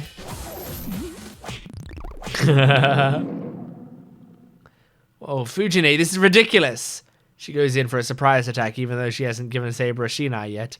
The tiger has no business calling herself a teacher if she's gonna pull something like that. Saber stands there in a daze, taken aback by Fujine's surprise attack. Fujine swings for the body. Huh? Fujine tilts her head in confusion. Well, yeah. We're all dumbfounded, and we're just watching, so it must be even stranger. Like the mystery of the Hanging Gardens of Babylon for Fujine, since she's the one who experienced it firsthand. Saber's still standing. The only difference is that she's now holding the shinai Fujine had in her hand a heartbeat earlier. She just disarmed her real quick. For real? I don't know if this is for real, but it definitely happened. Saber isn't even holding the shinai she took in a ready position. Fujine is frozen in her tracks right in front of Saber. Fujine is a kendo expert whose skill is supposedly unmatched. The experience probably made clear to her that Saber's on a completely different level. If you require me to take a ready stance, I shall, but I do believe you are skilled enough to realize I have already proved my point.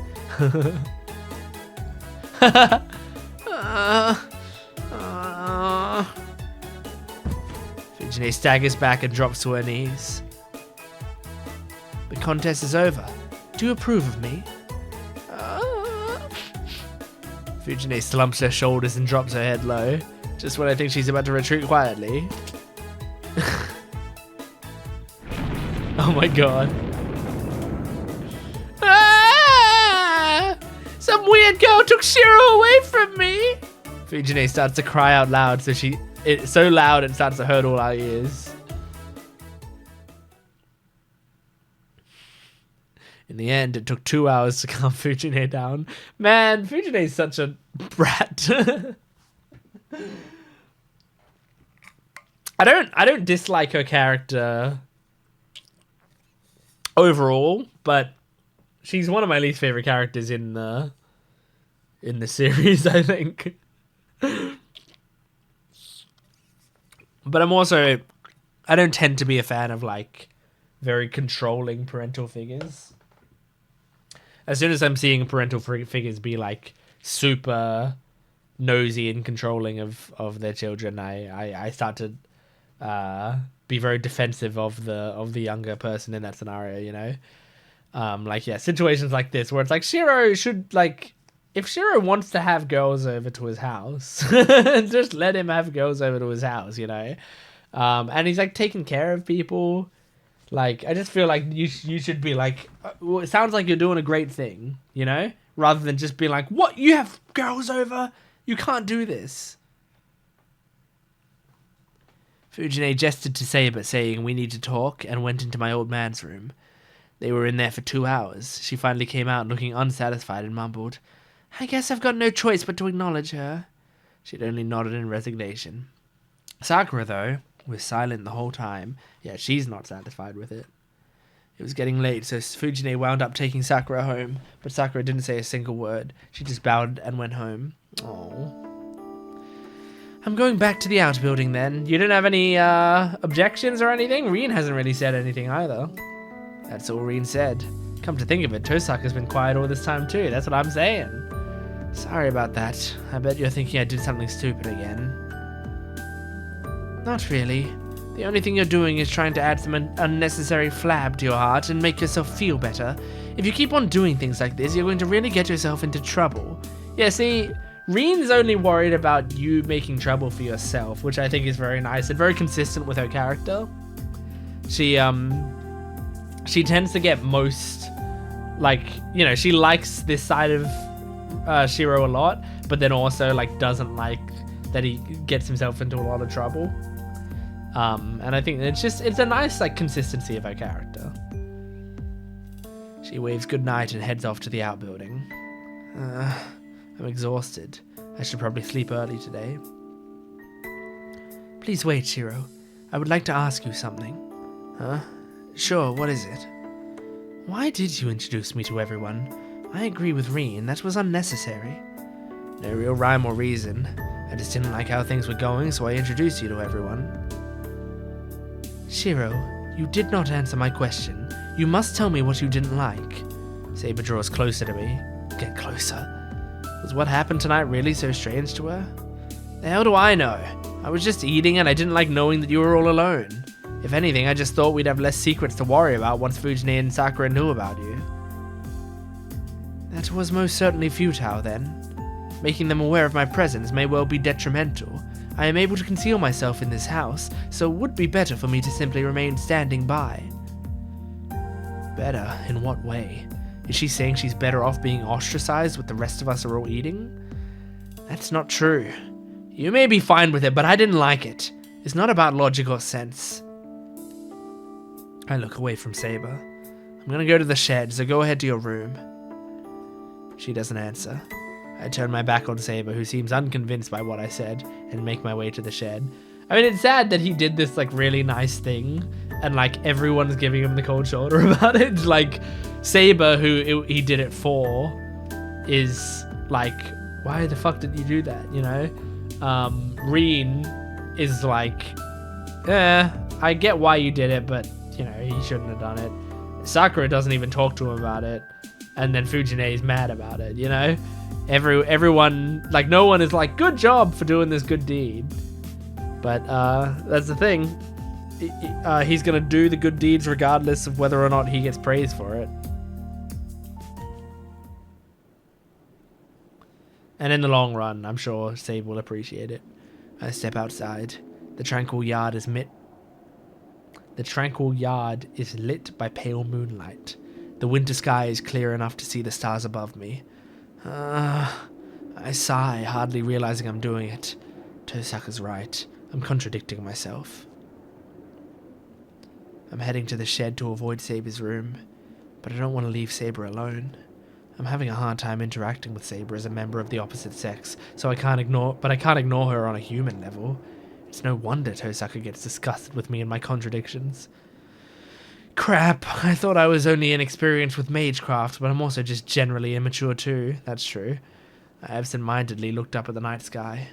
The night drags on. My inexperience is all the more reason I can't skip out on my training. All I can do is keep on believing that if I work hard enough, I might someday attain something.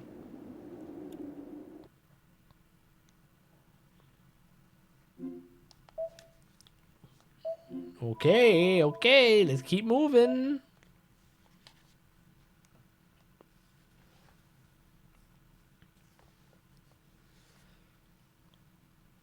Fate. Blade.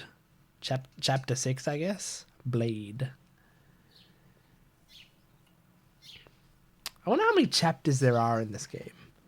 Let me, or at least in this route. Let me see how many chapters are in this route. I think there are like generally like 15 or 16 days-ish in these things. So, I mean, we're a decent amount into it already, but at the same time, I imagine we're on the shorter days right now. I mean, maybe the really early days were long, but these ones kind of in the middle, I bet are going to be quite short, all things considered, and then when things get kicking again, they're going to feel longer. We'll see. After getting ready just like I would on any normal morning and heading to my living room, I'm greeted by the most complicated breakfast table scene in my life. Oh, sorry, Sakura. I can't eat butter. Pass me the marmalade. Sorry, Sakura. I can't eat butter. Pass me the marmalade.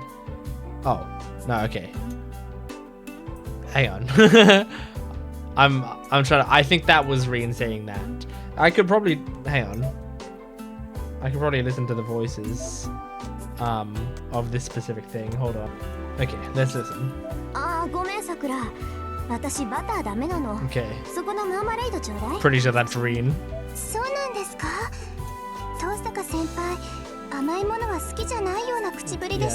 Yeah, there you go. So it's Rin and Sakura. Is that so? I thought you didn't enjoy sweet things, Miss Tosaka. That's nonsense. All girls like sweets. It's not that I don't like sweet things, I just shouldn't have too much of them. If I'm not careful, things could start building up in places I can't see, so I limit myself to eating sweets once a week. Huh? So, why marmalade? I have sugar in the morning. Besides, I should have some sweet things, or I might pay for it later. I see. Even if you only eat twice a day, it would be a big problem if you ended up eating twice as much. Exactly. Hey, I wasn't going to say anything, but you sure eat a lot. Saber, you might have a small frame, but you eat just as much as Sakura. Do you think so? I think I eat an average amount. I would like to point out that the toast Sakura ate was twice the size of mine. That is not true. Miss Tosaka, Saber, and I were all served 2 pieces of toast. Yes, but the thickness was different. One was 1 centimeter thick, while the other was 2 centimeters, which tells me you eat quite a lot, Sakura. You are in a growth spurt, so there is no problem with you taking in nutrients. Rin, instead of eating only 1 slice, you should eat everything that has been served to you. I said I can't, okay? Everything I eat doesn't just go straight to my chest like Sakura. And if I eat all that in the morning, I'll just end up storing it. I don't usually even eat breakfast, so I'm already compromising. Miss Tosaka, I suggest you not say that in front of Senpai. You continue mentioning that you accumulate things, but why are you avoiding using specific terms, Rin? Like I said, places I can't see on my body. Well, Sakura accumulates in places you can see, so she doesn't count. But please don't talk about that kind of thing. I take a bite out of my crispy toast. My brain just can't follow the situation unfolding in front of me, so I just stay out of it and focus on my toast. There's nothing for me to really add to this anyway. I guess I worried over nothing. For the time being, the 3 seem to be getting along. Tosaka's the same as always, and Saber's warmed up to the girls a good bit more than last night. Sakura still seems a little hesitant around Saber, but it doesn't look like she dislikes her. I'm concerned that Fujine's not here, but I'm sure she'll come tonight. I feel like Sakura needs time with everyone, you know, like it's already hard enough for her to open up to people. I mean, I have friends like this, and I mean, I'm kind of like this as well, but like, I'm not as much like this as some of my friends, where it's like, if there is a new person, if you bring a new person, I like it into my safe space. It will take me some adjustment, you know. Like I definitely know people who are like that, who are like, if you're gonna bring someone, you gotta tell me. I gotta know in advance so I can like prepare myself. And I understand that completely, and like I feel it in a way as well. I think there are definitely some situations where I would say the same thing, where I would say like, if you bring a person here, maybe I'll feel a little. I mean, yeah, I think in my own home, and to Sakura this is like her home because her actual home sucks.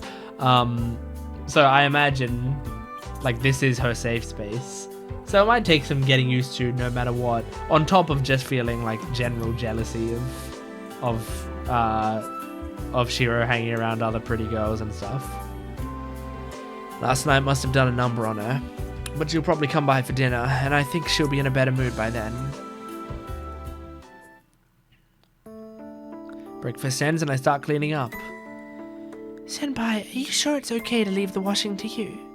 Yeah, it's the least I can do. You have to go get into your club, Sakura. Considering what happened yesterday, you should probably go. Yes, I'll go on ahead, Senpai. Sakura bows to Tosaka too, and leaves the living room in a hurry. Now there's only 3 of us. With Sakura gone, the people remaining will share a common secret. Well, I shall excuse myself as well. Please call for me if you need anything. Bye, Saber. Bye, Saber. I'll look after Shiro. And so keep an eye on the house while we're gone. Yes. Please take good care of Shiro, Rin. Saber bows quickly, then returns to her room. Well, there's nothing to do here anymore, so she's probably going back to sleep to conserve energy. Honestly, is fighting the only thing she thinks about? Of course it is, and you should start showing a bit of motivation on that front, or Saber's going to lose patience with you.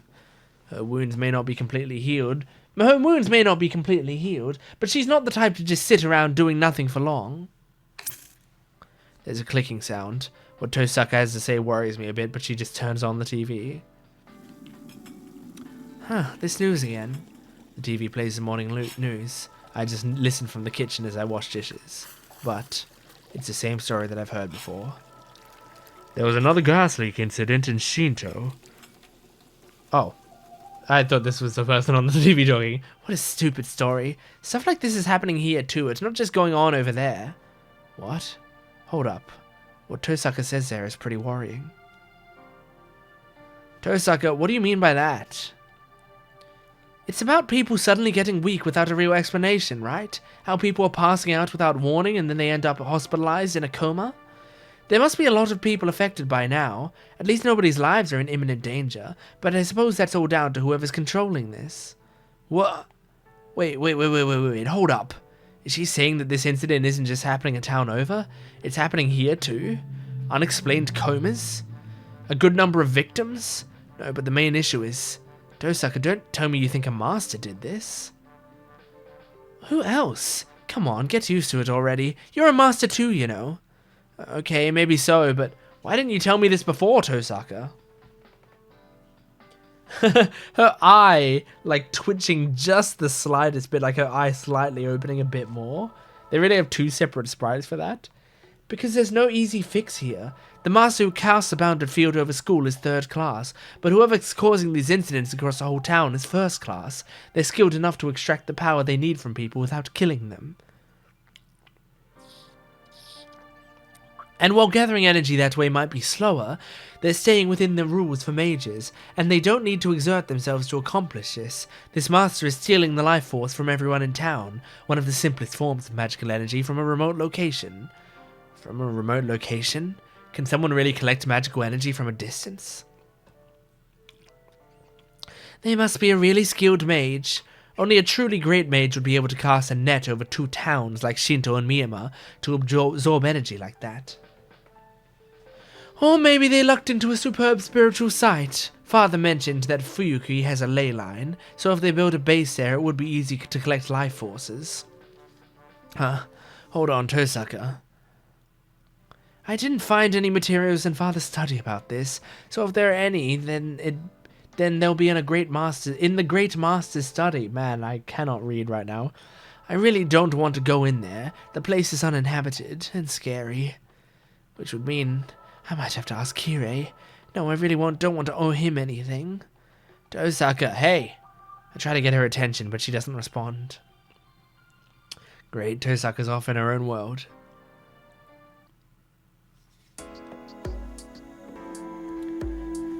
When we get to school, she's still distracted. The gate is packed with arriving students, beginning another typical school day. But I sense there's something off. Yesterday I passed through the gate without noticing, but today I do now that I'm on my guard. It's hard to explain, but there's this feeling that things are too calm, so much so that it numbs one's instincts. You're right. The air feels different in here than outside. It smells like sweet honey. Oh, so that's how it feels for you? You don't have any skill at detecting magical energy, but you might be sensitive to changes in the world around you. Tosaka begins pondering. A sweet smell like honey, huh? Like a carnivorous plant, maybe? Yep, that's a good way to put it. A carnivorous plant. That's disturbing. You think so? I don't think it's off the mark, though. I mean, once the bounded field over the school closes, everyone inside gets eaten. She sees right through me and I gulp. I knew it. I love that I can read you like a book. Whatever. Well, I don't like it. Oh, don't get so mad. I know what you want to say, so relax. I know you don't want all the students getting dragged into this, and I wouldn't want this to be a battlefield either. See? So there's only one thing for us to do. She's testing me. Tosaka's trying to tell me that this master I'm willing to fight in the Holy Grail is the sort willing to hurt innocents to win, which is why they're here at the school. I know, we need to find the master who set up this bounded field and take care of it. And if they say they're not going to take down the bounded field, then we just need to defeat them. That's right, glad you got it. I'm going to go search for whoever set this bounded field, so you go and check anywhere that seems suspicious. I've done some searching already, but I might have missed something, and it looks like you're good at finding singularities like this, so I'll let a specialist try his hand. She was talking there, not Shiro. Tosaka waves and runs toward the school building. Hey, don't just leave me hanging. What kind of places are suspicious, Tosaka? To quote you, anywhere the air is sweet. You just need to find places that are nauseatingly syrupy and sweet. Tosaka yells a reply to me from across campus. And then she disappears into the school building. Oh, what the hell? Why would she need me to run in there like that? Oh, the bell for homeroom rings. That's why. She should have at least warned me. I clutch my bag and start running at full speed. After all that happened yesterday, I don't know what Fujine will say if I'm late.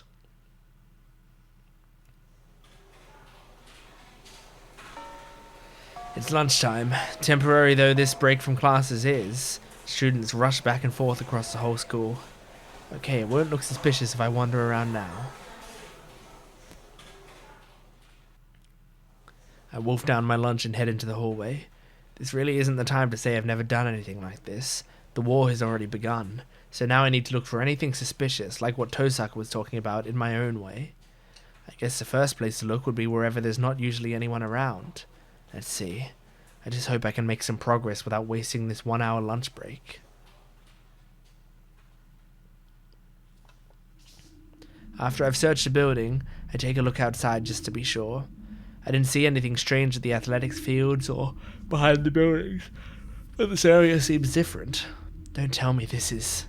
I found a few suspicious spots around campus, behind the stairways, dead ends, empty classrooms, and other, less public places. This place is different. Everyone gathers here every day, so it's a far cry from the isolated, deserted places I've checked. How did I not notice this earlier? This place is the most bizarre place of all. I clutch at my chest as I speak. The atmosphere here is suffocating. The heavy wind and humid air make being here at all damned uncomfortable. As soon as I realize what I'm smelling, I find myself getting nauseous. Tosaka said that there should be base points for bounded fields. I don't know how many there are, but I think the first must be somewhere around here. If I'm right, there should be some inscription or sign of it somewhere. It's no use. I don't have the abilities to detect magical energy, so there's no way I can find any signs that a bounded field is formed. Phew. Guess I have no choice but to report back to Tosaka. Oh, it's you. Looking for something, Emiya? I don't know if this is him, but who's there? I whirl around when I hear that voice. There, standing in front of the Kyoto Club dojo is... Shinji. Yep, I thought it was. Hey, what a coincidence. I was actually headed that way myself. You didn't happen to see it, did you? Shinji grins. Shinji Mato seems genuinely pleased with himself. See? What? I don't see anything around here. Ah, you did see it. I get it now. So that's why you and Tosaka were together. Yeah, teaming up with other masters is an efficient way to go. What? Wow, he just like came out and admitted it, huh? Like, no, we don't need to figure it out. He just like came up and was like, oh, you know already. Well, what? Shinji, don't tell me. Hey, chill, Emiya. It's between you and me. We shouldn't be hiding anything from each other. I don't know what the hell's following you around, but you got forced into this shitty role as master too, right? Shinji's so blunt about this, not an ounce of hesitation. He's a master, and not at all shy about it. Don't tell me. You're a master, Shinji. That's what I've been saying. But hey, don't get me wrong. I've got no intention of fighting anyone. Sure, I'll kill anyone who tries attacking me, but I won't do anything if people leave me alone. See? We're a lot alike in that regard, aren't we? Shinji giggles. From what he's saying, it's clear he's a master, but... I'm actually surprised to learn that you're a master, Emiya. So why don't we have a little chat, one shocked master to another? A chat? I don't mind, but what are we gonna be chatting about? About what's going to happen, obviously. I already told you I have no plans to fight, but the rest of the participants sure do. So it'd be best to be ready for anything that might come our way. Don't you think? It might be scary alone, but not so much if there's two of us. Is Shinji asking me to team up with him? Well, this probably isn't the best place to talk about this kind of stuff. And who knows who might be listening. Why don't we go someplace else? Maybe we can talk at my house. Tosaka wouldn't be able to spy on us there, and we'll be safe even if we're attacked. Go somewhere else. Are you crazy? Lunch break's almost over. So if we wanted to talk... You are so freaking boring. So what if we skip class? Let's just go. I'm glad you're a master too. Don't ruin the moment. That's no reason to go. People would be suspicious if we skipped class. You just won't budge, will you? Oh, I get it. Yeah, you're right. You should be on guard. But don't worry. I'm not going to attack you no matter what. Do you really take me for the kind of guy to stab you in the back? Yes. Yes, I do. Oh yeah, I guess I shouldn't just casually follow you, huh? Well, whatever. You have a servant hanging around you too, so I'm not going to pick a fight with someone so dangerous. Huh? Does Shinji think I have Saber with me right now? Why wouldn't he? He probably doesn't know that Saber can't dematerialize. Actually, no, Shinji just can't see the servant in spirit form. That's why he thinks I have Saber with me. Just come on. Just come on. If Tosaka finds out, neither of us will live to tell the tale. Or maybe that was him saying that. Neither of us will live to tell the tale. I guess I have no choice but to follow him. I'm interested to hear what Shinji has to say, so at this point I should just give up on attending afternoon classes. I do hate Shinji, but he is fun to do the voice of. We walk up the hill. We're in a residential area with Western-style houses in stark contrast to my house. I hear Tosaka's house is at the top of this hill, and I remember the Mato house is right below it, like it's trying to hide or something.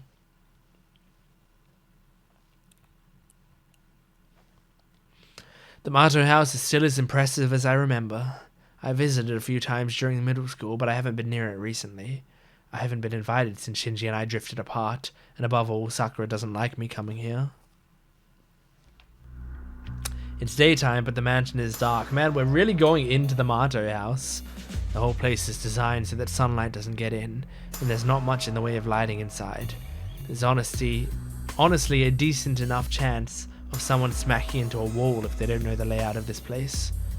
This way, Emiya. I'm in the living room. I don't know when he got there, but I hear Shinji's voice from the back of the mansion. Even after a year, I still remember my way around the house, so I'm able to find a living room easily enough. Ah, creepy. There's nothing in the way of lighting even in the living room. There's candles, you can light them. The curtain is pulled shut, blocking out the sun. Not a hint of artificial light either, so the place is dark and gloomy. Over here, Emiya. I turn towards the voice. There I see Shinji sitting on a chair and... Whoa! Yeah! A woman, dark like obsidian, standing behind him. Let me introduce her. This is my servant, Ryder. A chill runs down my spine. The chill so intense it stings the back of my neck. I thought we were going to talk alone, Shinji? I take a step back. Don't mind her, she's just here as a precaution. I wouldn't want you taking the chance to ambush me. I'd rather have her nearby. Shinji reaches out towards his dark servant, Ryder. His fingers caress along her waist, then stroke down her thigh. Oh, fuck. Ryder doesn't move a muscle. She is still as a statue. Whoa, that's funny. Considering who she is, keeping watch on me through veiled eyes. I imagine she can't even see my fingertips shivering. Some hospitality you're showing to a guest you invited. You might be going a bit far with your caution, Shinji. I'm just kidding. I know perfectly well you're not the type to do something like that. Your servant's another story, though. Training this one took me a while, actually. It's not unusual for a servant to ignore their master's orders, so just think of me as keeping an eye on things. Is it still the case that Sakura is the master in this situation, but like he's like borrowing her? Because if that is the case, that would give more reason why she wouldn't be listening to him, you know, super easily. Like, not that, like, there are definitely servants that wouldn't listen to their masters kind of much anyway. Like, hold on, there's a bug. Like, did I get it? Like, I think I did. Like Gilgamesh, for example. Like, you know, definitely some of them maybe would take some quote-unquote training. But yeah, I wonder if it's still the case that Sakura is a master here. I mean, his hands don't have the seals on them, right? Yeah, I don't see any seals on his hands. A servant who doesn't obey their master? Now that I look closer, Ryder is a little different than Saber. Saber is silent, but she's not frosty. I sense only coldness from Ryder, a human almost completely lacking humanity.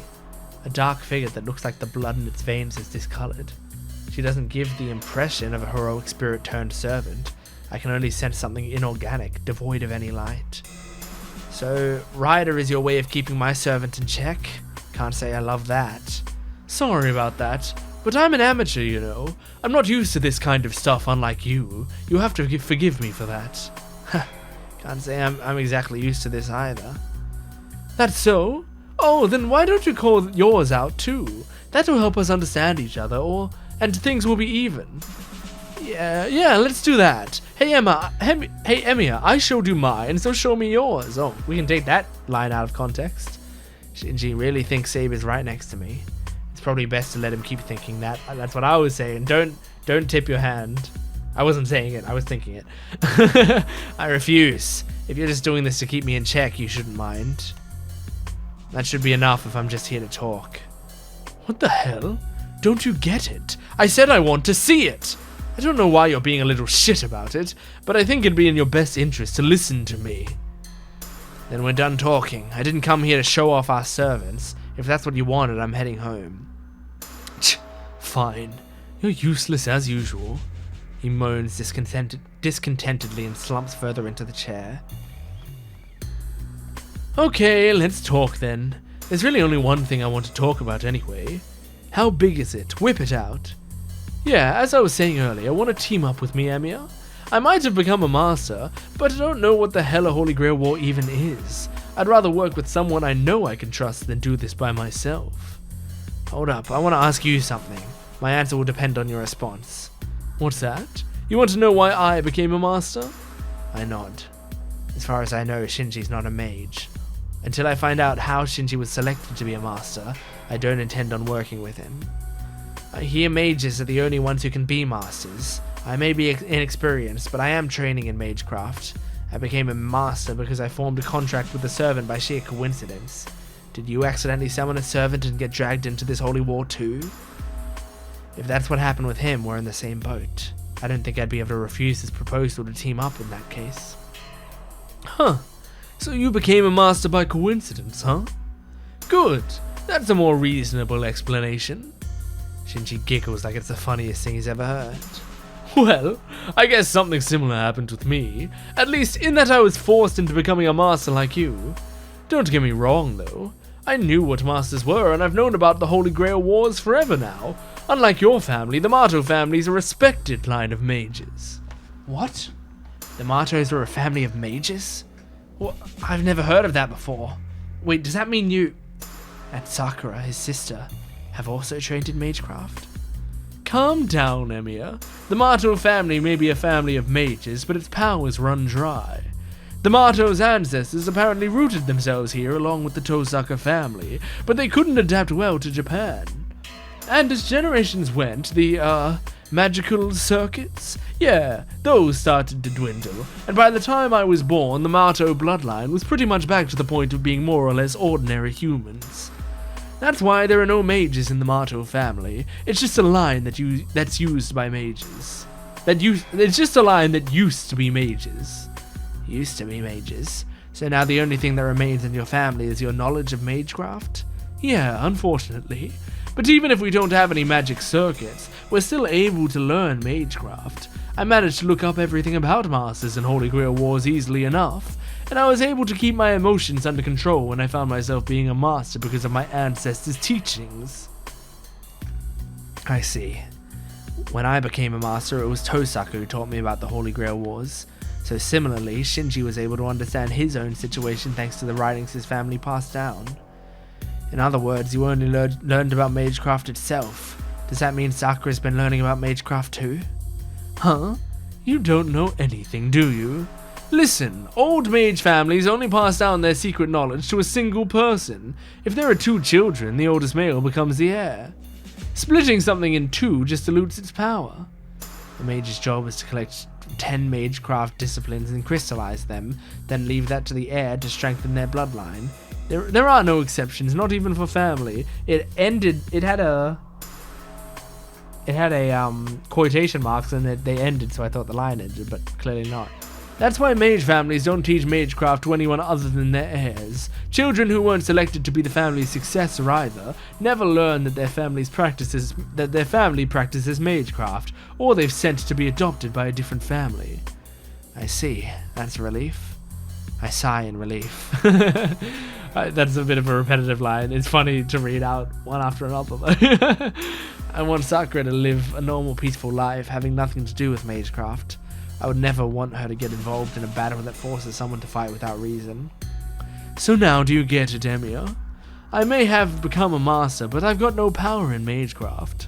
You, on the other hand, said you can use a little, but you have yet next to no knowledge of magecraft. See? Don't you think we're a good match? We were both forced to be masters. Let's work together. Also, I like to sexually abuse women in my life. Is that a selling point for you? I don't have a problem with that. I just want to be clear though. You're proposing this to protect yourself, right? In part, yes. But I think we'll need to work on getting rid of our immediate enemy first. I feel like she's been giving me the evil eye. Giving you the evil eye? Are you talking about Tosaka? Of course I am. She wouldn't be treating me like crap otherwise. Listen, she'll be relentless against the other masters. You should know that by now since you've been with her for a while. I don't know what's gotten into her, but for some reason Tosaka has warmed to you. Why would a girl who never drops her guard do that? So come on, don't you think this is our opportunity to defeat her? Shinji holds his hand out to shake. What a scumbag. I won't be a part of that. Actually, I can't. If Shinji really wanted to protect himself, he would have asked Tosaka too, not just me. Besides, Shinji, do you know there's someone overseeing this Holy Grail War? Yeah, the priest at the church, right? I heard he was the survivor of the previous war, but I haven't met him. He seems annoying. I'm not a mage, so I don't want anyone to push their rules on me. Shinji's contradicting himself. If he really wanted to stop fighting, he should have gone straight to Kodamine. Yeah. Shinji, did you know there's a bounded field set up all over the school? Yup. I didn't notice, but Ryder told me. What about it? Isn't it your doing? Tosaka said it was the work of a master at school. Oh, well, it's not me. I know there's another master at our school, so it's probably them. Huh? Tosaka said there's only one other master. Tosaka said there's only one other master. I was trying to wrap my head around the line for some reason. I wouldn't recommend just blindly trusting Tosaka. Either way, she's wrong. Tosaka's trying to trace masters by sensing their magical circuits, right? If so, I wouldn't be one of the masters she could detect, since I don't have magical circuits to begin with. Interesting. From the very beginning, I wouldn't even be a blip on the other master's radars. I see. The presence of mages or command spells ultimately activates through magical energy. But if someone without magical energy becomes a master, the only way to identify them would be seeing them directly. Tosaka's method of seeking out people with their own magical energy wouldn't lead her to masters like Shinji. Shinji doesn't have a single one of the traits Tosaka's expecting in a master. I see, so Tosaka must be sensing a different master. I should warn Tosaka about this when I get home. With that settled, there's no point in me staying here any longer. Hey Emiya, what about our partnership? I'll have to refuse. I'm not going to help you defeat Tosaka. Besides, she hasn't done anything. I know I'll have to fight her one day, but I trust her right now, and I want to keep on trusting her. When something does happen, it'll be too late. But if that's how you feel, I'm not going to push it. I'll wait it out and see, just like you.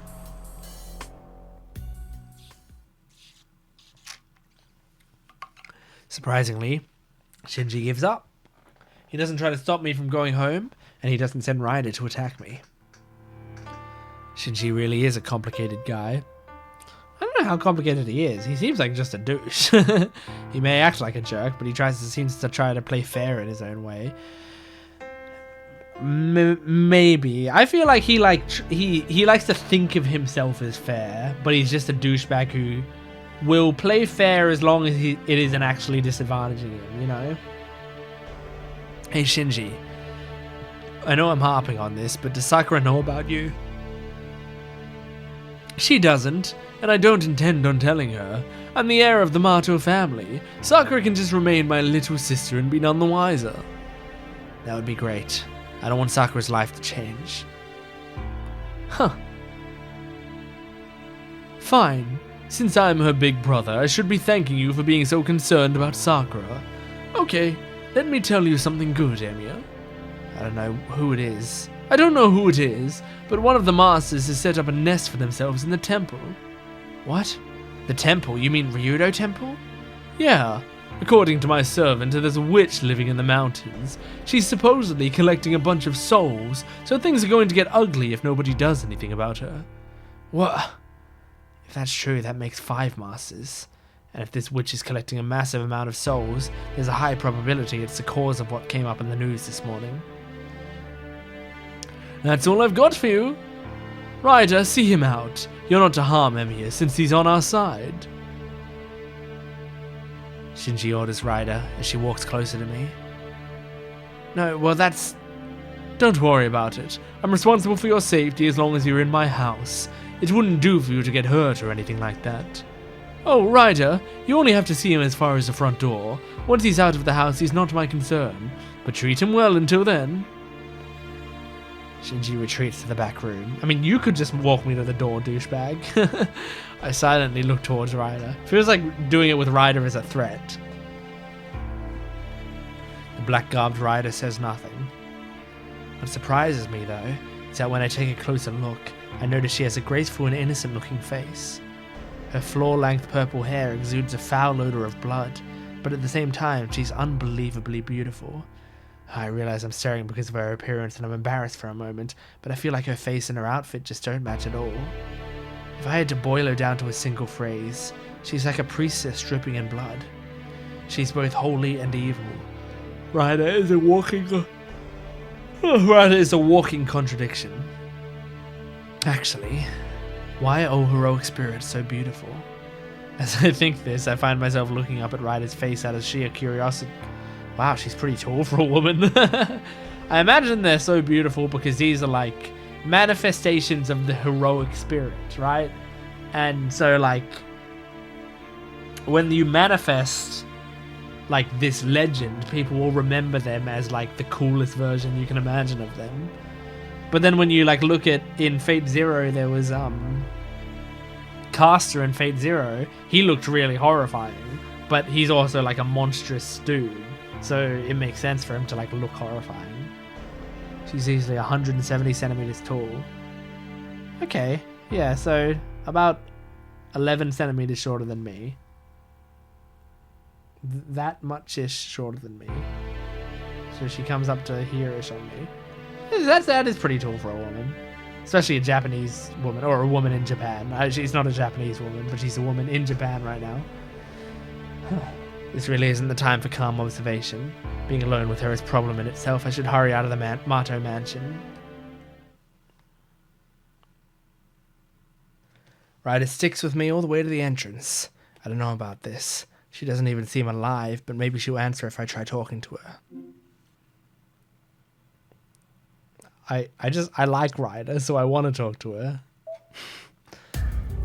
Ryder, was what Shinji said earlier true? I ask, not really expecting a response. There's no change in Ryder, just her long hair fluttering in the wind. I figured as much. Sorry for asking such a stupid question when we're supposed to be enemies. I step out through the door, raising my hand to show her my appreciation for seeing me out. But then... He did not lie. There is a witch living in the mountains. Huh? Ryder? You must proceed with caution if you intend to challenge her. That witch knows how the minds of men work. Ryder speaks indifferently. I realize her voice is drawing me in, and I shake my head to clear it. Thanks for the warning. And take good care of Shinji. As you can see, he's a bit of a pain, but I hope you can protect him. I mean, he's probably shocking you, like literally, like electrocuting you every time you say anything, but I catch myself getting surprised, but I managed to reply. I guess that was funny because... You are a noble soul. I can see why Shinji warmed to you. Ryder giggles softly, then disappears into the Mato house. Nice! I'm glad we talked to her then. That went nicely. And we got some information. That was good. I walked down the hill and returned to the intersection. If I walk toward the residential area on the other side, I'll be heading home, but there's a master at Ryodo Temple, huh? It's about an hour's walk toward the mountain from here. The desolate mountain road eventually reaches the gate of Ryodo Temple. Ryodo Temple is a big temple up the mountain. It's about the size of a school. Cemetery is large. I know about Ryodo Temple, so that's why I'm skipping through this. Now that I think about it, I haven't been to Ryodo Temple recently. I haven't been there since I stayed for some mental training last summer. I know temple life is harsh during the winter, so I was thinking about visiting during winter break. What's a guy who cuts afternoon classes doing here? Speak of the devil. I run into Ryodo Temple's heir, Issei Ryodo, on the road. Hey there, is school over? Obviously. I don't have anything to do for the student council, so I was heading home. Is something wrong? You looked like you were staring up at the mountain. No, there's nothing wrong. I just felt like going home. Teachers would be out of a job if people like you just cut classes whenever they felt like it. Anyway, I'm curious why you're staring at the mountain. It's nothing. But can I ask you something? Has anything strange happened recently? Change is a constant, but doesn't lead to big dramatic developments. The mountain is always at peace, and peace is the focus of my daily life. Issei, I'm being serious here. How dare you? So am I. Yes, you are. Sorry to bother you. Shiro was basically like, stop talking like a prick. It's fine as long as you understand. I'd never kid around with you, Emir. Issei clears his throat to calm himself down. Though I do have to report that there has been a change. That said, I'm not entirely sure how to explain it. A change at the temple? Yeah, but not of the mountain. However, the situation has left everyone in the temple restless. We have a guest at the temple, and they're apparently an acquaintance of my father, but the awkwardness is because of them. She's a beautiful woman, which makes it a touchy subject. Beautiful. See, Shiro, you gotta pick up on it because you were like, why are all the heroic spirits so beautiful? And then you find out that there's a beautiful woman there? Honestly, I don't know why there's such a fuss over a woman. Yeah, you're not interested in women, I imagine, Issei. A woman? Does Ryoto Temple have any nuns? No, but they made an exception for her, and we're letting her use a room until the wedding happens. Well, she really is beautiful, so I'll have to admit that even I get captivated by her looks whenever I go out and fetch water from the well. What do you mean, an exception? Issei, hey, are you even listening? Huh, apologies. This is why women are bad news. Reject lust, Issei. Calm down, Issei. Okay, no, he's not gay, he's aggressively straight. He needs to convince himself that women aren't special, otherwise he gets distracted from his student council business. The student council president mumbles some sort of sutra. Hello, you okay, Issei? I'm quite alright, I'm just not as disciplined. It's a matter of training harder. I can tell he's not listening. Issei continues to mumble, giving himself a pep talk, and disappears into the town's outskirts.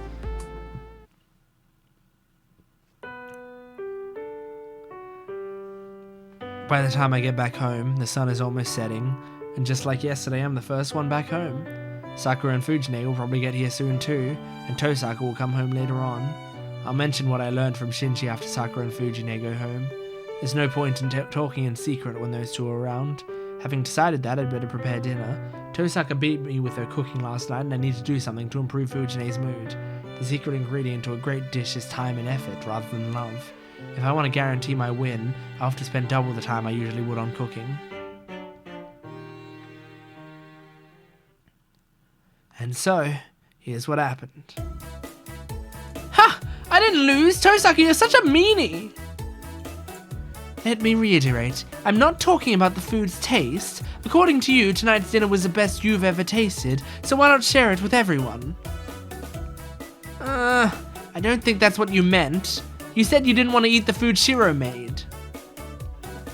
I was only talking about breakfast. I will eat dinner like everyone, and Emir and I made an arrangement to take turns cooking dinner, so what reason is there for me not to eat? If you don't like that, you're welcome to take turns cooking tomorrow. If you don't like that, you don't like NBA basketball. So brazen. She strikes right at my weakness. Damn, I never imagined you were such a bad student.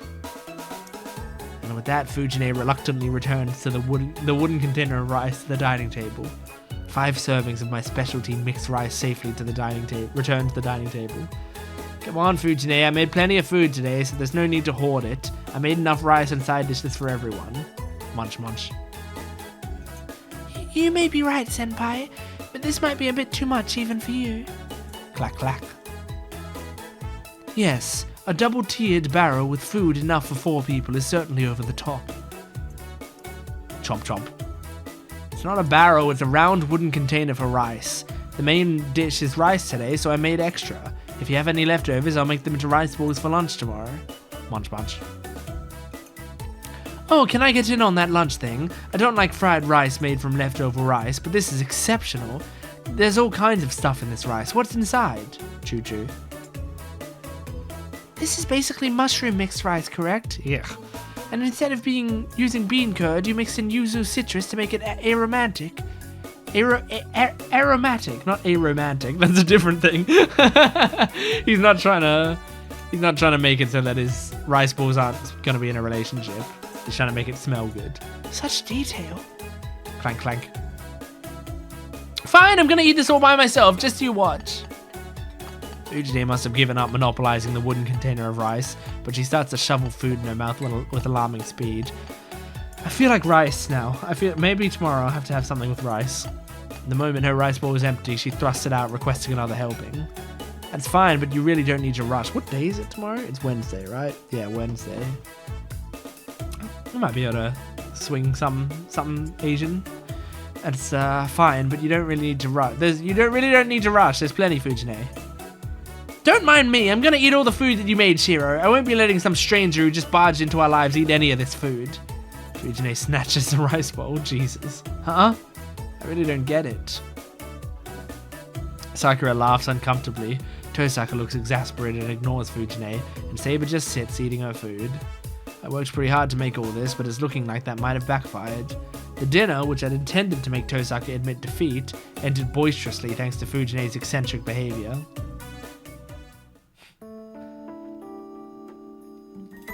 I'll be heading home, Senpai. Yeah, Fujine, get the Sakura home safely. Yeah, I know, don't worry. Fujine takes Sakura's hand and they turn to go. What? You're looking at me weird, Shiro? Of course I am. No normal person could even move after eating so much. You think so? I felt a bit full, but it was fine after I finished eating it all. And the problem is that Tiger doesn't realize that. People have limits. You can't really expect something like that from Wild Tiger. Hopefully, we can try to keep her contained so she doesn't run wild in polite society. See you tomorrow. Don't stay up too late, you two. Yes, good night. Yes, good night, Senpai. Yep, night, Shiro. He said the original thing to her. Man, it is a disadvantage not having the voices on. Is like sometimes the voices would make it very clear who's talking, but I see the two often go back to the living room. I often realize it by the end of the paragraph. I mentioned I had something to tell them after dinner, so Tosaka and Saber are sitting in the living room looking serious. Good work today. So what did you want to tell us? It's about the other masters. There's something I want to tell you two. Saber's brows furrow slightly. As a servant, her life is focused on combat rather than a peaceful daily routine. I still don't think her wounds have completely healed. Even with her healing powers, the chest wound Lance's noble phantasm inflicted won't heal quickly. With that in mind, I hesitate to tell them about Shinji. I'm the same as Shinji. I'd want to avoid fighting as much as I can, and I don't think it's right for a young girl like Saber to wield a sword. Shiro, did you not have something to tell us? Oh yeah, let me get right to the point. I met Ryder and her master today. What? Ryder's master? When did that happen? That is absurd. What were you thinking, meeting an enemy master alone? Well, hold on, calm down. It's okay, I didn't get hurt or anything. Don't get so mad. Saber was mad. Do not get mad. No, I am certainly not angry. I am simply stupefied by your actions, Shiro. Ditto. Well, there's no point in getting angry over what's done. So explain yourself, Shiro. Tosaka and Saber are glaring at me, obviously furious. Crap. I knew they would say something about me being rash, but I never imagined they would be so livid. I met the master this afternoon. I just followed him because he said he wanted to talk, and I didn't fight him or anything.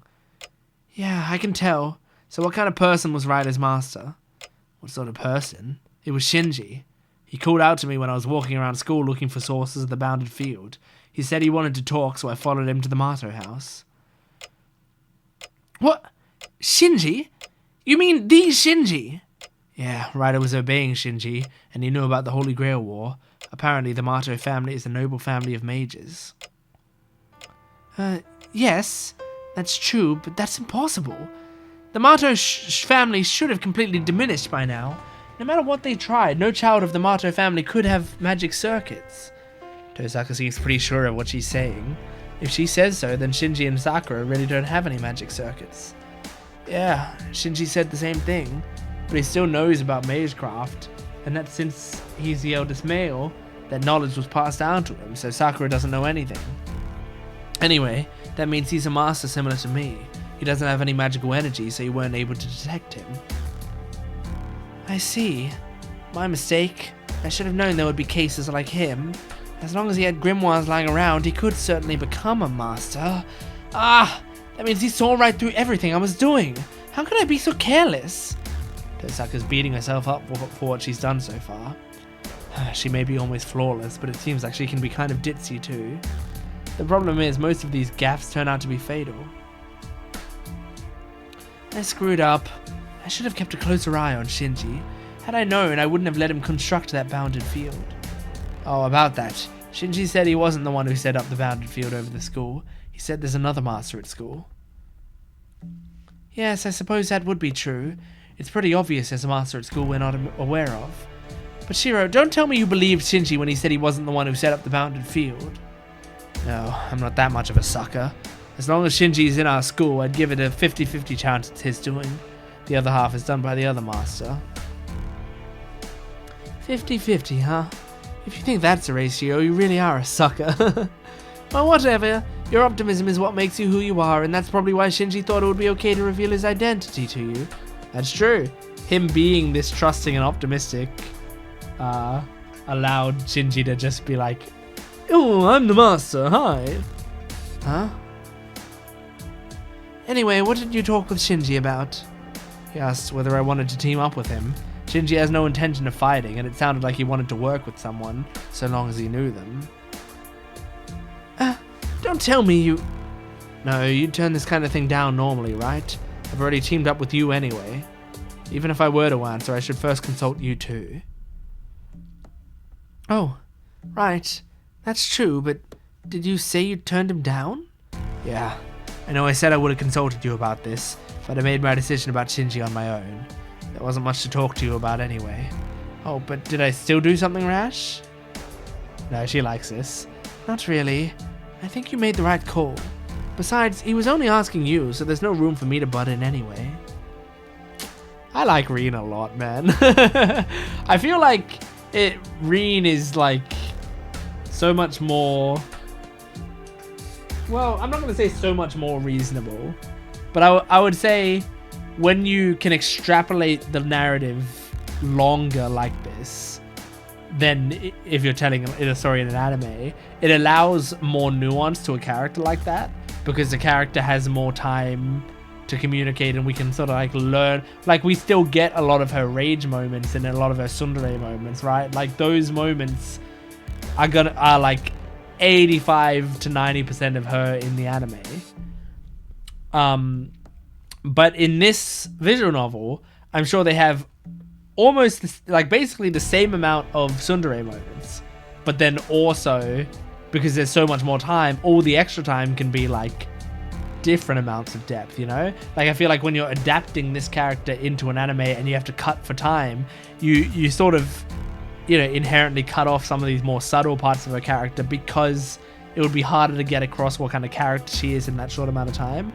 So yeah, it's nice like being in this, like, because I think the anime version of her is awesome and I love her so much, but this is like a slightly different version where like we're seeing the softer sides of her much more, I think. That was all I talked to Shinji about. I saw Ryder too, but it didn't seem like she was that powerful of a servant to me. She's definitely not like Berserker, and she didn't seem as intense as Lancer. Ryder seemed decent. I want to see what the if the servant says anything for her. She's got a A+ Noble Phantasm, that makes sense, but it doesn't have any info about it, I imagine. Low Constitution, that makes sense as well. She's like a glass cannon. She dies super quick. She's not even a glass cannon. She's like a glass support. Pretty bad luck, that makes sense. I think she should actually have terrible luck, because Shinji's her master, and she, in a lot of these wars, dies really early. High agility. Surely her agility should be even higher than that, don't you think? Like, her agility is like one of her huge strengths, I would think. Pretty high magic. Okay, cool. However, this does not apply to dragon species. Interesting specification. Is that ever going to be relevant? Right, it seemed decent. If Master felt that way, then it's likely true. But a servant's true power is determined by their noble phantasm. Until we find out who Ryder truly is, please do not let your guard down around her, Shiro. Yeah, I have no clue which hero Ryder is. You know, Lancer and Berserker obviously look like heroes, but Ryder didn't quite have that same aura. I felt like she was different from typical servants. Different from typical servants, you say? I do not quite understand, but do you think you would be able to explain Shiro's discomfort, Rin? Oh yeah, I guess I understand, at least logically. You see, the master influences which heroic spirits is summoned as a servant, so because of that, master and servant tend to be similar. For example, if the master is a noble person, they'll summon a heroic spirit of similar disposition. On the other hand, a deeply scarred, traumatized person is likely to summon a servant with similar experiences. So that's probably why Shiro felt something off from Ryder. A master with a twisted personality might summon a vengeful ghost close to a heroic spirit rather than a hero. A vengeful ghost close to a heroic spirit. Is this what you meant before? That's right. A tyrant who enjoys the sight of blood and does not think twice about killing. There are plenty of heroes famous for only their brutality, so it wouldn't be a surprise for someone like that to become a servant as well. Is that true? Now that I think about it, I smelled blood on Ryder, but I didn't get the impression she was a bloodthirsty murderer. That's all I have on Ryder. There's one more thing, and this might be the most important point. According to Ryder, there's a master in Ryudo Temple. Someone is collecting magical energy from everyone in town. What do you two think of that? Ryudo Temple? Are you talking about that temple at the top of the mountain? Yeah, that's the one. Do you know anything about it, Tosaka? Actually, not at all. I've never been to Ryudo Temple.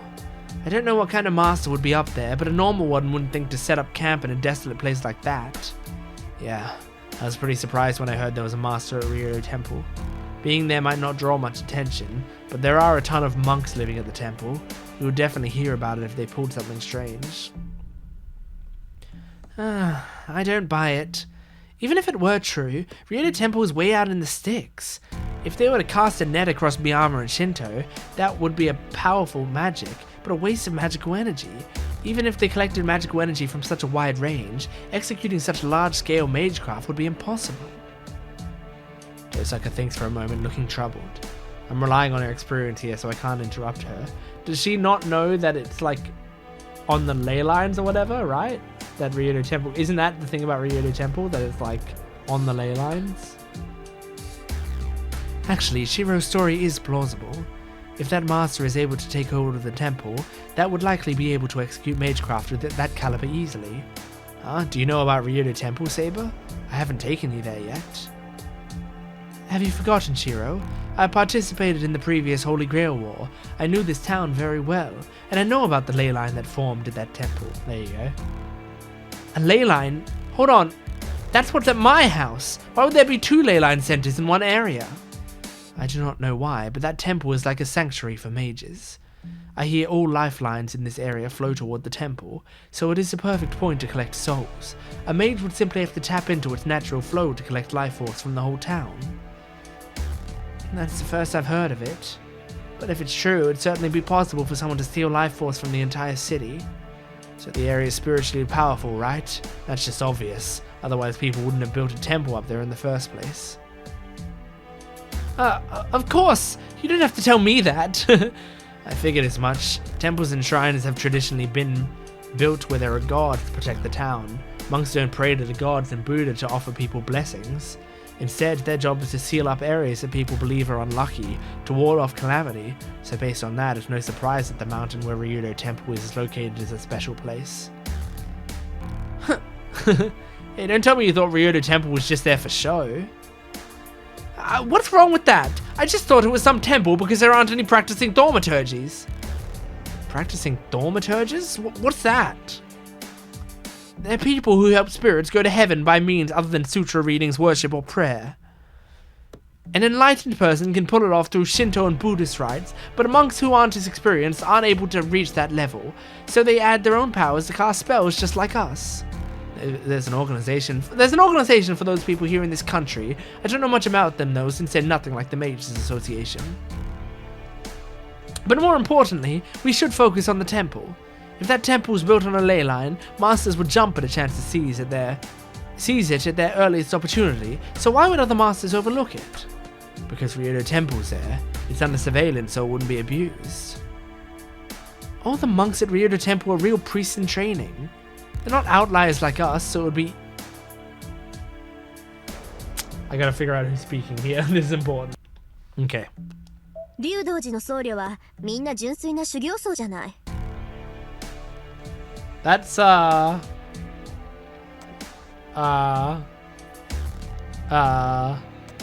竜道寺の僧侶はみんな純粋な修行僧じゃない。私たちみたいに外れた連中じゃないんだから、そんな人たちを丸め込むぐらいマスターなら造作もないわ。 Okay, so it's Reen. It's Reen talking. Okay, cool.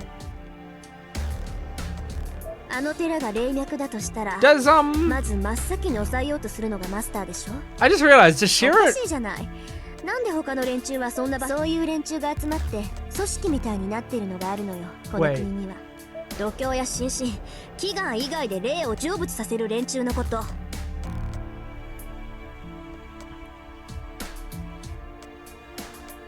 Sorry, I'm reading through this again with context of who's talking.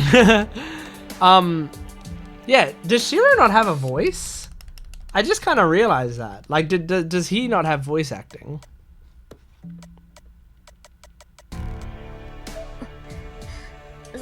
そんなの当たり前じゃない。言われなくても分かってるわよ。 Okay, anyway. Sorry. Let's keep going. Well, in the voice setting, Shiro has a slider, so I think he does have a voice. Maybe he just doesn't talk most of the time? No, that is incorrect, Reen. It would indeed be easy for a master to gain control of that temple, but the mountain is surrounded by a bounded field, which proves problematic for masters. Huh? A bounded field that would be trouble for us? Yes, some sort of thaumaturgy at work, which removes everything other than natural spirits from that mountain. It does not affect humans, but servants are quite vulnerable to it. It gets rid of everything other than natural spirits. Does that mean servants can't set foot on that mountain? It's not impossible, but our abilities will likely be considerably weakened. It is like receiving a command spell ordered not to enter the place. And how is the master at Ryudo Temple able to maintain their servant up there? In fact, the temple itself is not under the bounded field. I also hear that it works like a boundary which protects the temple. A bounded field just repels anything approaching from outside. It has no other function. So once you're inside, there's no thaumaturgy that controls servants? But that's weird. Enclosing the temple like that would just cut off the ley line. There should be at least one pathway in, or it wouldn't be a central point. Yeah, the staircase, right? That is right. That is right.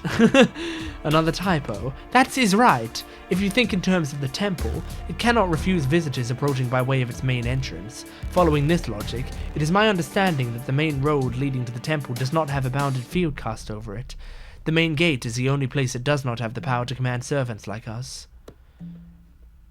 I see. I guess that's logical. If all the gates were completely closed off, the air inside would grow stagnant. So there's only one main gate. That is all I can tell you. So please draw your own conclusions. If you have determined there is a master present, then there is only one thing to do. I know what Saber wants to say. Her eyes are telling me that since we know the enemy's location, we just need to attack. But I'm going to pass. It feels like a trap. And honestly, I don't want to make a move based only on information we have now. If we're going into enemy's own base, we should... I feel like since this has a line, it's actually her talking. It feels like a trap. And honestly, I don't want to make a move based only on the information we have now. If we're going to the enemy's own base, we should wait until we know what sort of servant they have. That is unexpected. I thought you would be the first to suggest fighting. Insult me if you want. Arch is not back to his full strength, so I'm going to remain a spectator for now. Understood. Then Shiro, let us head over to the temple by ourselves. Saber's a matter of fact about it, but I'm not without Reen. No, I agree with Tosaka. We shouldn't be going there yet. What? Are you saying you will not fight either? That is ridiculous. What was the point in me resting then? We must strike first, especially now that we know where our enemy is. I know that, but we need to wait, Saber. If the master at Ryudo Temple is so thoroughly prepared, they'll have set a trap for us. Rushing in without a plan is suicide. Tosaka's right. We should at least wait until Archer's recovered. These are the risks we must always face. I do not expect victory without injury or setback. Even if the enemy's traps pierce my body, I can fight on so long as I have my head. No matter how badly injured I am, it is worth the risk if we can defeat its master, is it not? What? Don't be such a fool. Who would ever say it's okay to get hurt? It's fine going in knowing the risks, but a suicidal mission is stupid. As your master, I can't let you do something so dangerous.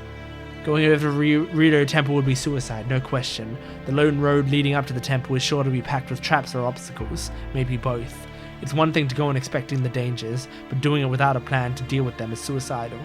No matter how powerful Saber is, she's still held back by my weakness. I would hate for her to push herself to fight and end up... Aww, if it ends up like it did last time, I can't agree to just charge in blindly. I did not think to hear you say such a thing again. Listen, Master, servants are meant to get hurt. I will not allow my master to avoid battle simply for fear of that eventuality. Fine. It doesn't matter if you don't allow it. If you're gonna keep being so reckless, I'll stop you as many times as I have to. If you don't like that, then hurry up and heal yourself. You're still not fully healed, are you? Not so much that it should interfere with my ability to fight. Delaying combat because you are concerned about a wound is pointless. Saber just won't change her mind about fighting. Why doesn't she understand no matter what I say? I really like this conflict between them. Yeah, well, I'm not budging. You lost to Berserker before. You're gonna push through and keep on fighting so we can both be defeated again? You gotta be kidding me! I don't want to get killed. I don't want to get killed all over again. And then, I expect Saber to argue. Instead, she just draws in a breath and... That was cruel, Shiro. Oh. Her tone is apologetic. I'm sorry to be unfair, but I'm still not willing to attack yet. I know I can't let the master at Ryoto Temple do as they please, but we're in no condition to fight. If we rush in now and are defeated, then who will stop the master at Ryoto Temple? Listen, we're going to attack, but only after your wound is healed and we're in peak condition. If you have a problem with that, go find another master. Understood. If master insists. I really like this conflict. I really like the way that conflict was written.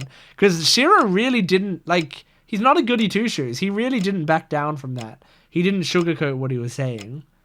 He was like, listen to me. I have these convictions and I'm fucking sticking to them. Saber's voice is quiet as she answers, and then she falls silent.